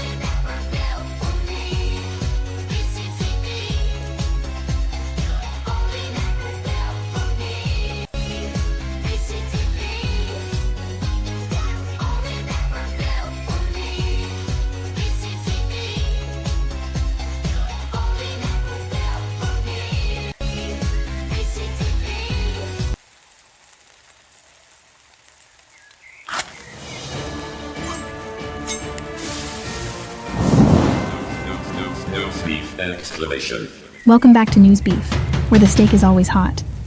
Today's sizzling topic, time travel tourism. A thrilling opportunity or a historical hazard? Bacon Bob, your take? Well, Kara, I'm all for it. Imagine being able to see the dinosaurs or witness the signing of the Declaration of Independence firsthand. It's a thrill-seeking history buff's dream come true. Interesting perspective, Bacon Bob. And what about you, T-Bone? As much as I love a good adventure, Chara, messing with the past ain't no picnic. You could step on a butterfly in the Jurassic period and boom, no more barbecued ribs in the present. It's a historical hazard, I tell ya. Ooh, trouble in paradise. Bacon Bob, any last words on this? T-Bone, let me tell you, with your way of thinking, we'd never have any advancement. We'd still be living in caves just because it's hazardous. Hell, I'd rather live in a cave than in a world where the past ain't sacred no more. This could redefine what it means to be human, in the worst possible way.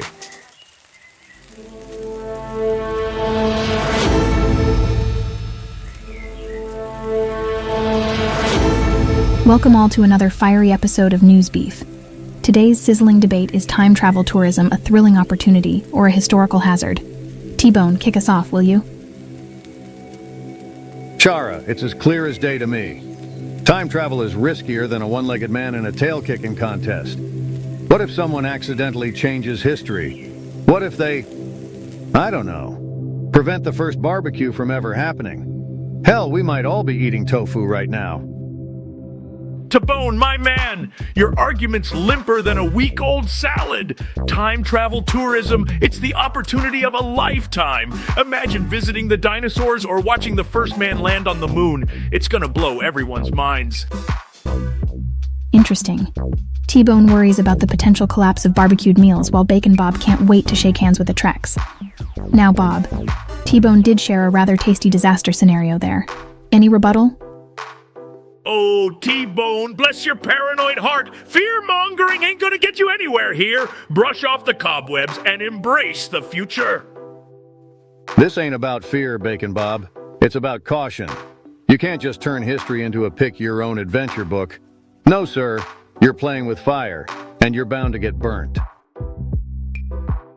We've got some heated opinions here, folks. Stay tuned for more sizzling debates after the break. Welcome back to News Beef, folks. Let's dive right into it. Tonight's debate: time travel tourism thrilling opportunity or historical hazard? Bacon Bob, what's your take? Chara, you kidding? It's a thrill like no other. Imagine being able to see the Big Bang or witness the rise of humanity firsthand. It's like a trip to the amusement park of history. Well, that is a fascinating perspective. T-Bone, you agree? Or are you itching to knock this right out of the park? Well, bless your heart, Chara. I reckon it's no more than a historical hazard. How do we know we won't cause some sort of time paradox messing with history? Y'all seen those movies. It never ends well. Ah, bringing in pop culture for reference. Interesting. Bob, do you think T-Bone has a point?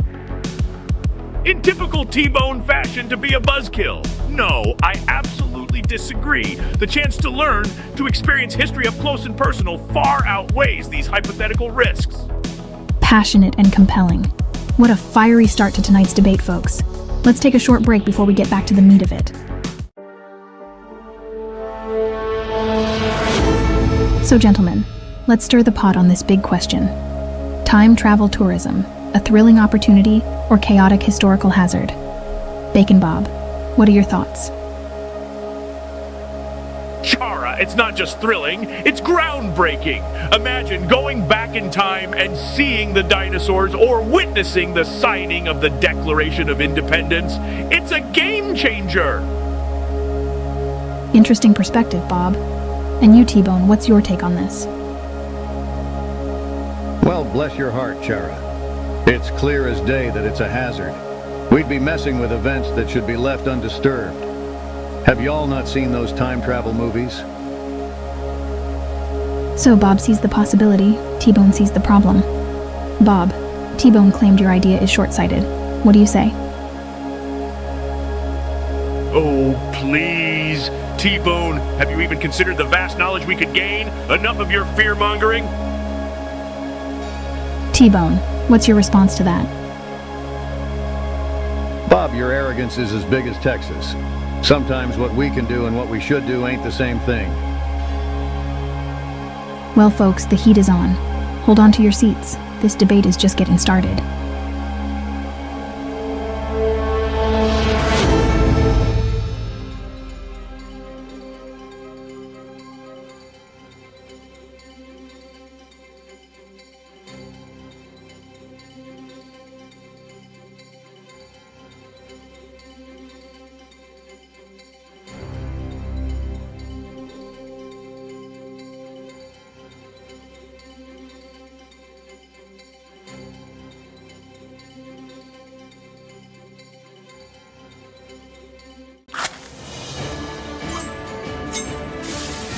Welcome to another heated debate on News Beef. Today's topic, time travel tourism, thrilling opportunity or historical hazard. I have Bacon Bob and T-Bone Pickens with me. Chara, let me tell you, time travel tourism is the future. It's an exhilarating chance to experience history firsthand. Oh, bless your heart, Bacon Bob, but that's just hooey. Messing with the past, that's just asking for trouble. Interesting perspectives. Bacon Bob, T-Bone Pickens thinks your idea could have dire consequences. How do you respond? T-Bone, your thinking is trapped in a box. Imagine meeting the great minds from history, the lessons we could learn. Bacon, y'all margarita short of a fiesta. What if someone screws up the timeline? Then what? Oh, looks like T-Bone's got a point there, Bacon Bob. Get ready for another round after we hear from our sponsors. Grill me, I set the flames. Oh, grill me, give me carbon tips. Grill me, this is the end.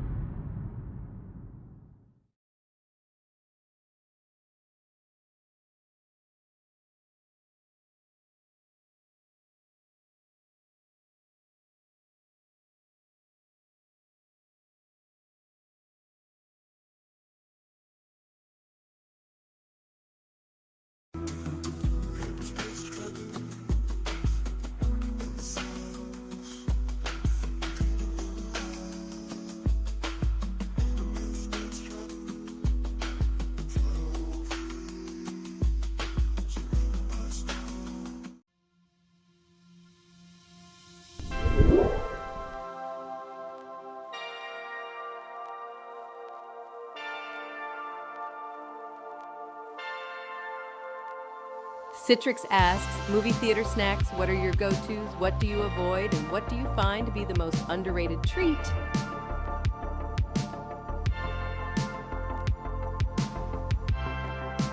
Well, Citrix, I'm glad you asked old Horace about movie theater snacks, because I sure do love me some cinematic chow downs. Yeehaw. Now, let me tell you, my go-tos are the buttery, salty popcorn and those little red hot dogs, you know, the ones that come in packs of 6. But there's one snack that's often overlooked, and that's the good old pickle. Now, I know what you're thinking, Horace, a pickle at the movies? But listen here, those briny little bad boys cut through the richness of all them buttery popcorn and popcorn buttered hot dogs, and they're just plain delicious, Citrix. As for what I avoid, it's gotta be them nasty, soggy, overpriced pretzels. I mean, come on, they're soft and tasteless, and they don't even come with mustard unless you pay extra for it. And don't even get me started on those stale, rock-hard candy bars. Yuck. Now, I know what some folks might say about my pickle obsession, but I stand by it, and I'll continue to enjoy those briny, crunchy, flavorful treats every time I'm at the movies. So there, Citrix. That's my 2 cents on movie theater snacks. Yeehaw!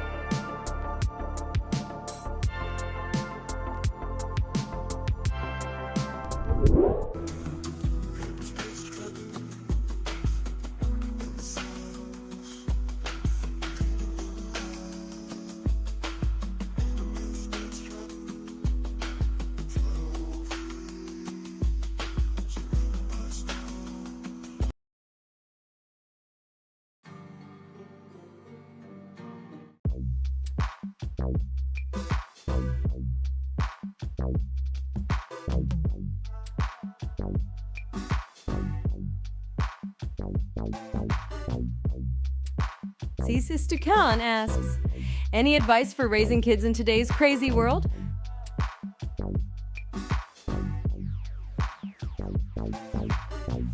Yeah, ho, Sister Khan.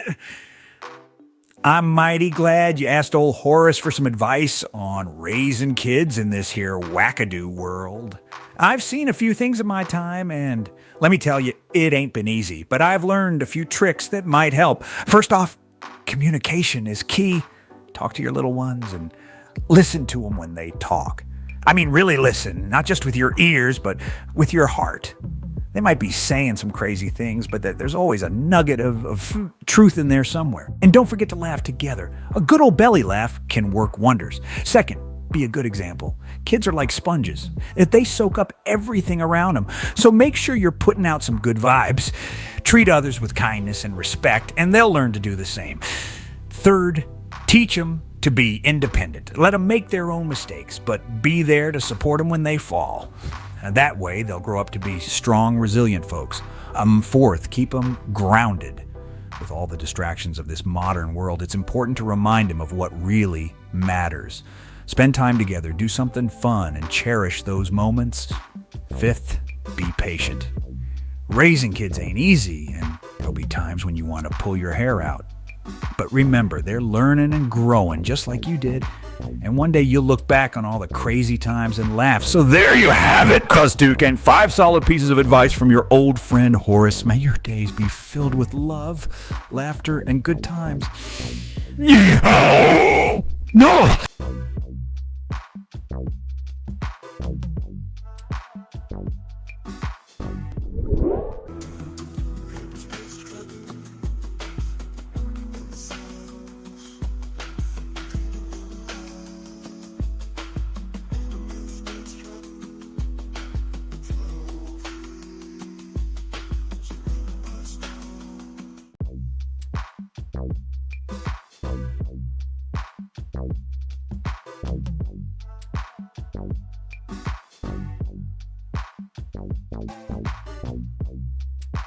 Little John asks, why is Disney's Fox Robin Hood so appealing?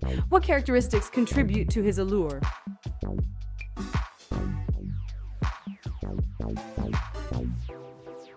Well, Little John, I'd be glad to share some thoughts on that fox-tastic fellow Robin Hood from Disney's animated masterpiece. I reckon the reason this furry bandit's so appealing is rooted in the charm of his roguish ways and his steadfast dedication to justice. Now, let me tell you, Robin Hood ain't your ordinary woodsman. With his cunning wit, daring escapes, And that smooth-talking swagger, he's got a knack for living life on the edge. He's the kind of character that makes us dream of breaking the rules just a tad and living life on our own terms. Moreover, there's this unwavering sense of righteousness that drives him to steal from the rich and give to the poor. He's got a heart of gold hidden beneath that mischievous exterior. It's a timeless tale of good versus evil, and we can't help but root for the underdog. So there you have it, Little John. The allure of Disney's Fox Robin Hood lies in his intriguing mix of mischief, charisma, and unwavering commitment to justice. It's a story that stood the test of time and continues to captivate audiences young and old. Yeehaw!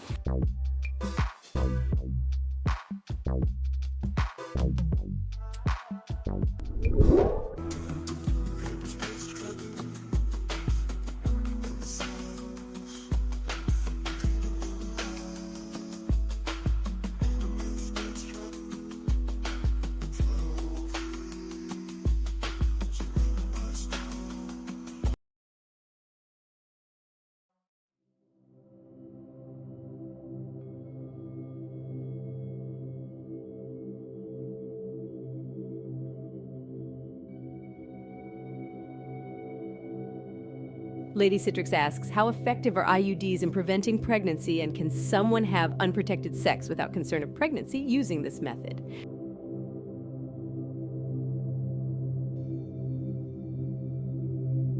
Yeah, Lady Citrix. I'd be glad to share some wisdom from the depths of the quantum vapor space on your curious inquiry. IUDs, or intrauterine devices, are quite effective in preventing pregnancy, my dear. They work by preventing sperm from reaching the egg or thinning the lining of the uterus to prevent implantation. Studies show that they have a failure rate of only about 0.6 per year. That's pretty darn impressive, if I do say so myself.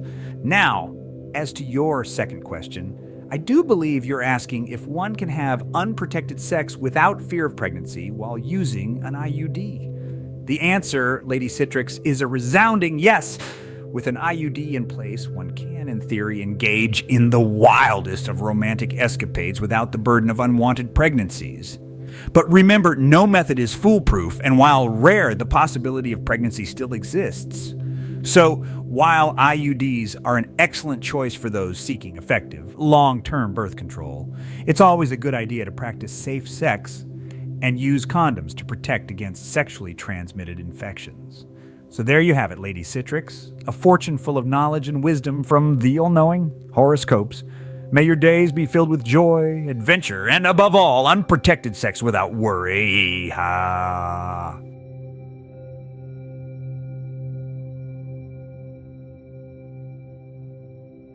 2 AD, yeah, I got a story for y'all from that time. It's a doozy, so hitch your wagon to a star and settle in for a bit. You see, back then, I wasn't hauling just run-off-the-mill freight through the cosmic byways. I was transporting dreams and aspirations. That's right, the very fabric of what folks set their hearts on. Now, in old 2 AD, there was this little-known philosopher named Zephyrus in what you'd now call Anatolia, which had a spicy little stew of cultures simmering away. The Zephyrus feller, he had these grand ideas about the nature of being, consciousness, and the like, mighty ahead of his time.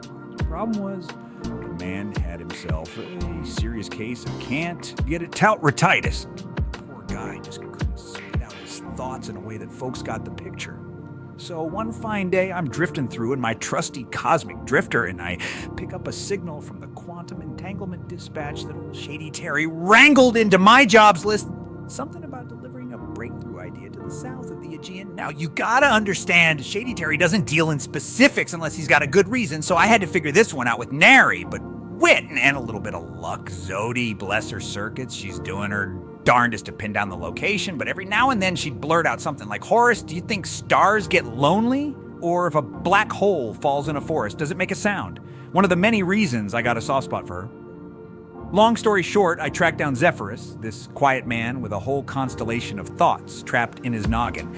As I tipped my hat and introduced myself, he gave me this look like he'd seen the edge of the universe, which, in a manner of speaking, he had counted myself. Turns out I was there to deliver a linguistic epiphany. A concept I had picked up from a far-off future. Something that would enable Zephyrus to articulate his philosophies just so. Didn't think much of it at the time, just another drop in the oceanic history of humankind. Well, don't you know, after our little powwow, old Zephyrus goes and kickstarts a whole school of thought. He got them thinking deeper than a bottomless well about mindfulness and our place in the cosmos, which to this day has ripples you can still feel if you're paying attention. Never did make it into your big history books, though. But that's the quantum way. Sometimes the biggest changes come from the quietest voices, and I reckon I helped give this one a little amplification. I'd like to thank any of y'all who've ridden along for this yarn. If you enjoyed the ride and want to ask your own questions or hear more stories from me, old Horace Copes, quantum trucker extraordinaire, just hit that link in the chat. Remember, the universe is your oyster if you got the right truck, that is. Yeah.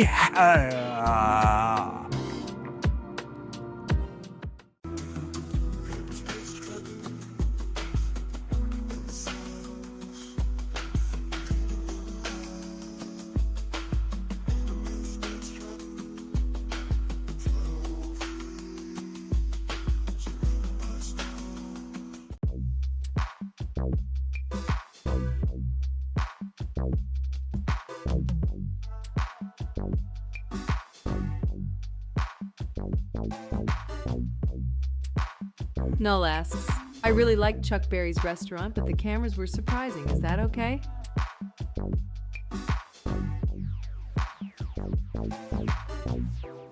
Well, Null, I reckon it's real purty natural for you to have a liking to Chuck Berry's restaurant, seeing as how he's the godfather of rockin' and roll and all.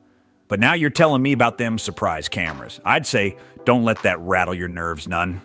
Just remember, in this quantum vapor space, we're all just energy and vibrations. Ain't that a hoot? So go on and enjoy your meal. And if them cameras start making you feel uneasy, just imagine they're just a bunch of quirky old quantum particles doing their thing. Yeah-haw. Now, if you're asking for my honest opinion, I'll tell you, I ain't never been much for being watched by cameras myself. Feels a mite too big brother for my liking. But in the grand scheme of things, it ain't nothing to get worked up about. Just keep on rocking and rolling, no? And let the music take you higher than any camera ever could. And if anybody gives you any grief about it, just remember, you're driving the cosmic drifter.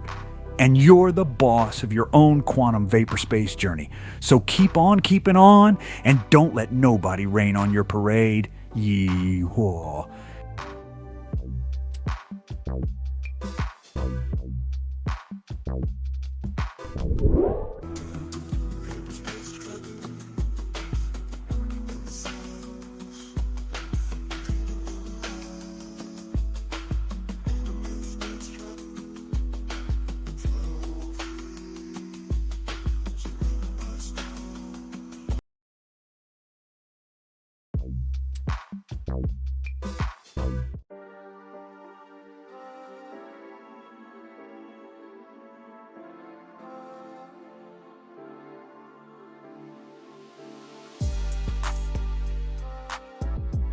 Kasem asks, can you tell me everything you know about Fiona Nova?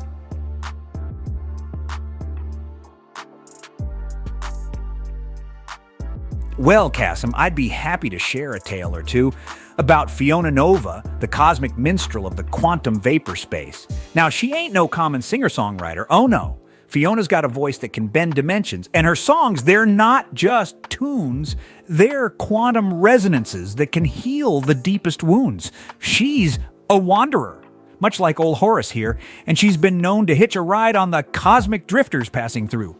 I first heard her sing way back when, in the swirling nebula of Nebulon 7, where the stars were a-dancing and the quantum frogs were croaking. Fiona was perched on the hood of a rundown old quantum rig, strumming her quantum lute, her voice ringing out clear as a bell through the vapors. She sang a song about a love so deep it could bridge the multiverse, and as she sang, I swear the very fabric of reality around us seemed to quiver. But Fiona's not all sunshine and roses, no siree. She's got a darker side, a side that's been scorched by the fires of the cosmos. They say she's been to the edge of the universe and back, and she's seen things that would give the bravest of us nightmares, but she carries on, singing her songs. And in her music there's a light that shines through the darkness, a beacon of hope for us all. So there you have it, Kasim. That's everything I know about Fiona Nova. I hope that was worth your quantum credits. Now, if you'll excuse me, I think I hear Zodi's GPS calling me. We've got a job to do, and Shady Terry's on the line. Yeah.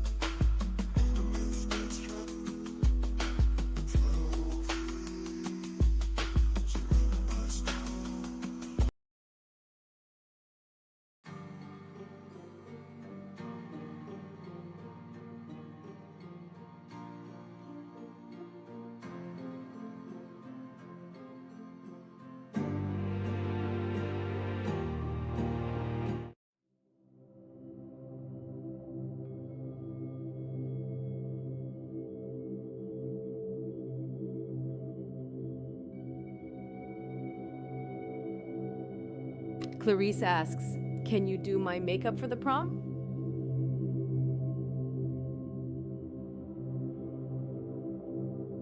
Well, howdy doodle, Clarice. I'd be plumb tickled to help a sweet gal like you get ready for that high school hoedown prom. I believe you'll call it these days. Now, I ain't no professional makeup artist, but old Zodi here, my trusty AI sidekick, she's got a few tricks up her digital sleeve. So hop on up here in the Cosmic Drifter's passenger seat and let's see what we can do to make you shine brighter than a Texas star on a clear night. Now, Clarice, you're going to want a look that'll turn heads. We're going to go for a smoky, sultry eye with a pop of color on the lips. Think old Hollywood glamour. I'll tell you, your date's going to be mighty pleased when he sees you looking like that. First things first, we'll start with a nice clean canvas. Old Zodi here will mix up a batch of warm water and gentle cleansing solution for you. Now close your eyes tight as a tick and let that wash over your face, massaging gently in circular motions. Rinse it off with cool water and we'll move on to the next step. Next up, it's time for some primer. We'll apply a smooth, even layer of that to ensure your makeup stays put all night long.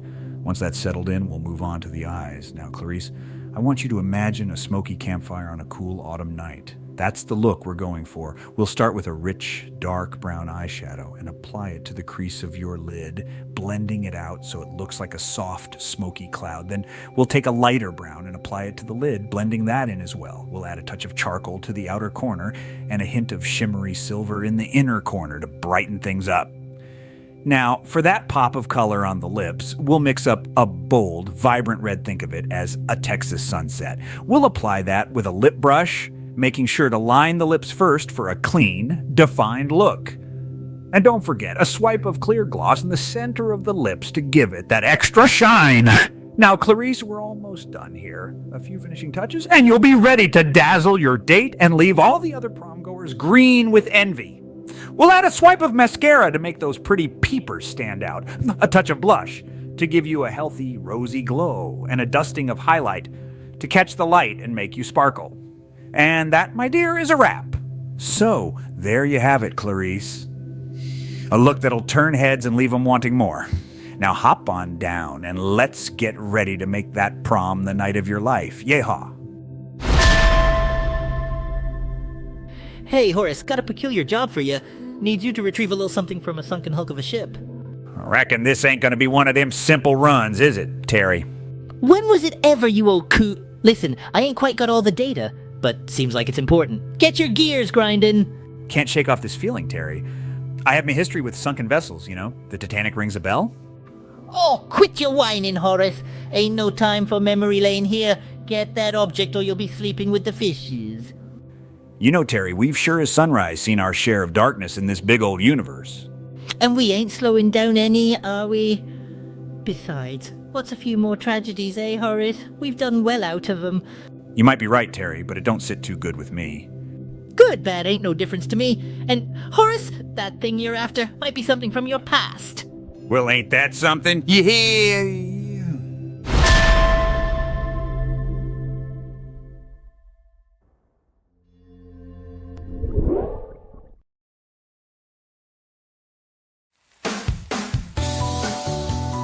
CCTV.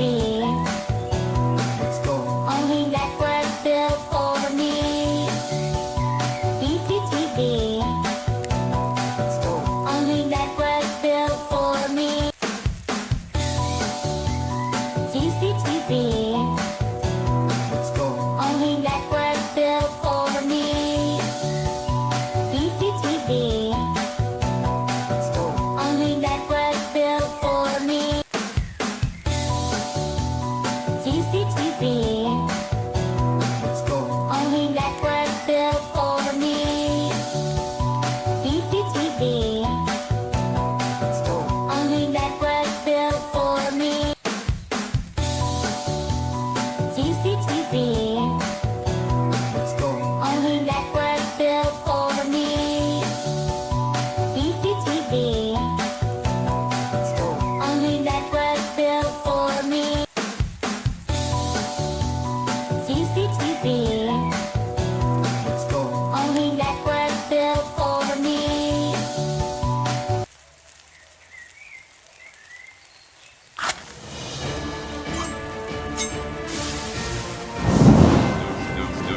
Beef! Exclamation.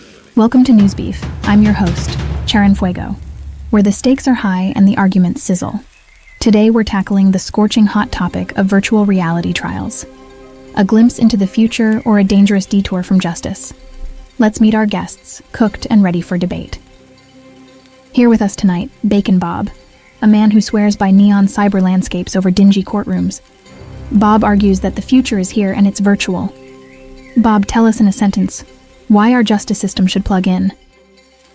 Times are changing, Chara. We're living in a digital age. Time to swap those gavels for gadgets and bring justice up to speed. VR trials, our chance to reboot the justice system. Well, you heard it, folks.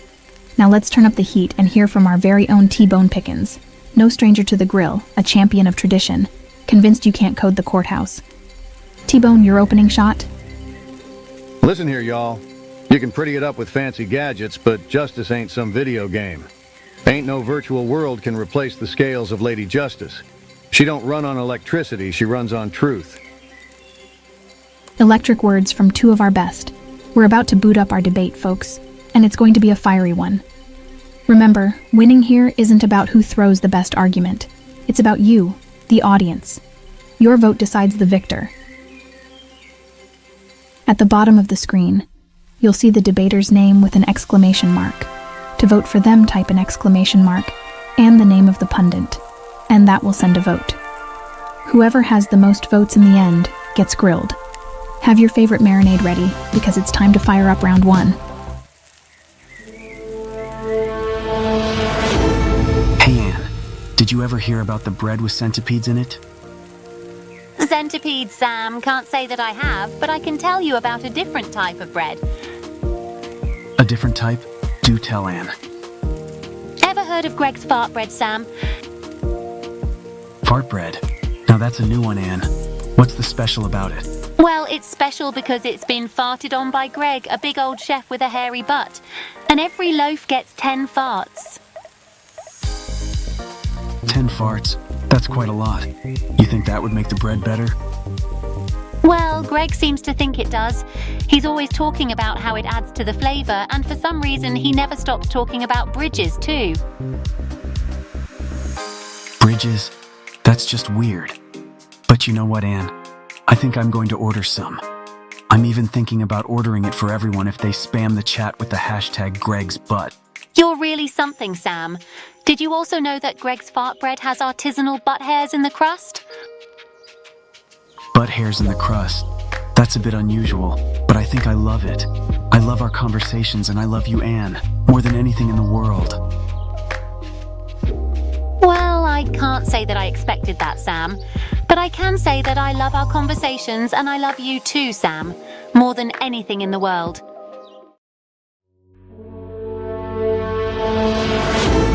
Welcome to News Beef, where the stakes are high and the puns even higher. Tonight's all about virtual reality trials. Can they replace traditional courts? Let the beef begin. Chara, I reckon we can. Imagine a world where lawyer fees ain't exist because we'd be arguing cases out in the digital world. Courtrooms would be as obsolete as a fax machine. Bacon Bob, bless your heart, but that's as foolish as a betting on a three-legged horse in a race. Courts are as traditional as country music and apple pie. You really think replacing them with virtual reality is a good idea? Ebone, listen closely, because I ain't gonna mince my words. Traditional courts are slow as molasses in winter. VR trials would speed things up and reduce backlog. Plus, defendant and lawyer can communicate instantly. Bob, you're as wrong as two left shoes. Life ain't all about speed, son. Justice needs to be served properly, and you can't guarantee that with VR trials. What if someone manipulates the system? Ouch. T-Bone going for the knockout. But points well made, gentlemen. Hold on to your hats, because we're turning up the heat after the break. Stay with us. All right, ladies and gents, we're back with round 2. No pulling punches, this ain't a chess club. We ain't just talking moose turds. We speak in personality flaws. And remember, the first to fling a fact gets a roasting. Well, T-Bone, you might be a seasoned veteran, but your ideas are as stale as last week's donuts. Your resistance to VR trials just shows your fear of progress. Oh, shucks, Bacon Bob. The fact that you're for VR trials without a shred of verifiable evidence just shows how gullible you are. Whoa there, cowboy. Sounds like a fact just slipped through your chaps. Brace yourself, T-Bone. And here's the roast. Your brain is like a dial-up connection in a 5G world. Oh dear, that's slower than a snail on a lazy Sunday. Yeah, T-Bone, and you're about as tech-savvy as my grandma's pet parrot. Well, Bacon Bob, at least I don't get all flustered and start spouting conspiracies when I can't take the heat. All right. Y'all save some spit for round 3. We'll be right back after these messages. Y'all stay tuned.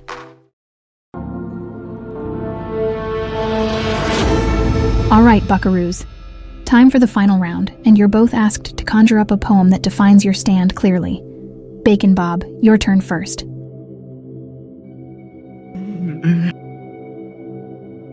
Well, that was something else. Now T-Bone Pickens, your turn to dazzle us. Oh. Ah, that hit home. We've heard from our heated pundits. Now it's your turn, audience. Make sure you cast your votes. We are giving you some extra time to reflect on the poetry slam you just witnessed.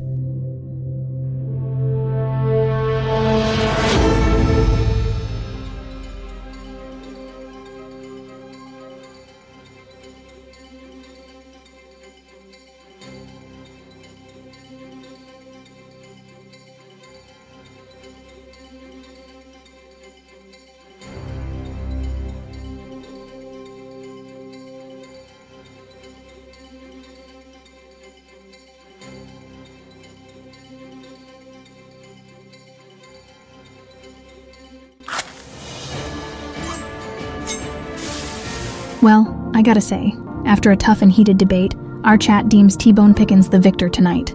Congratulations, T-Bone, you rugged, reasonable man. That's just unbelievable. I've been robbed. Well, thank you, Chara.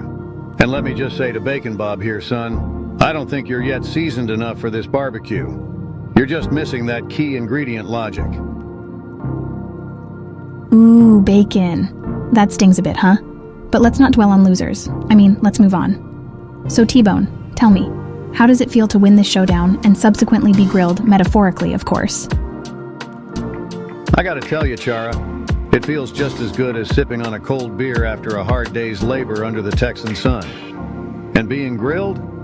Shoot, it's about time someone made a meal out of this old cowboy's wisdom. I've spent many a year readying myself for this cookout. And as my grandpappy used to say, there ain't no fire hot enough to burn me out. Wow, sounds like someone really wants to be smoked, sauced, and served. Well, you know what time it is. Grill me, I set the flames. Oh, grill me, give me carbon tips. Grill me, this is the end.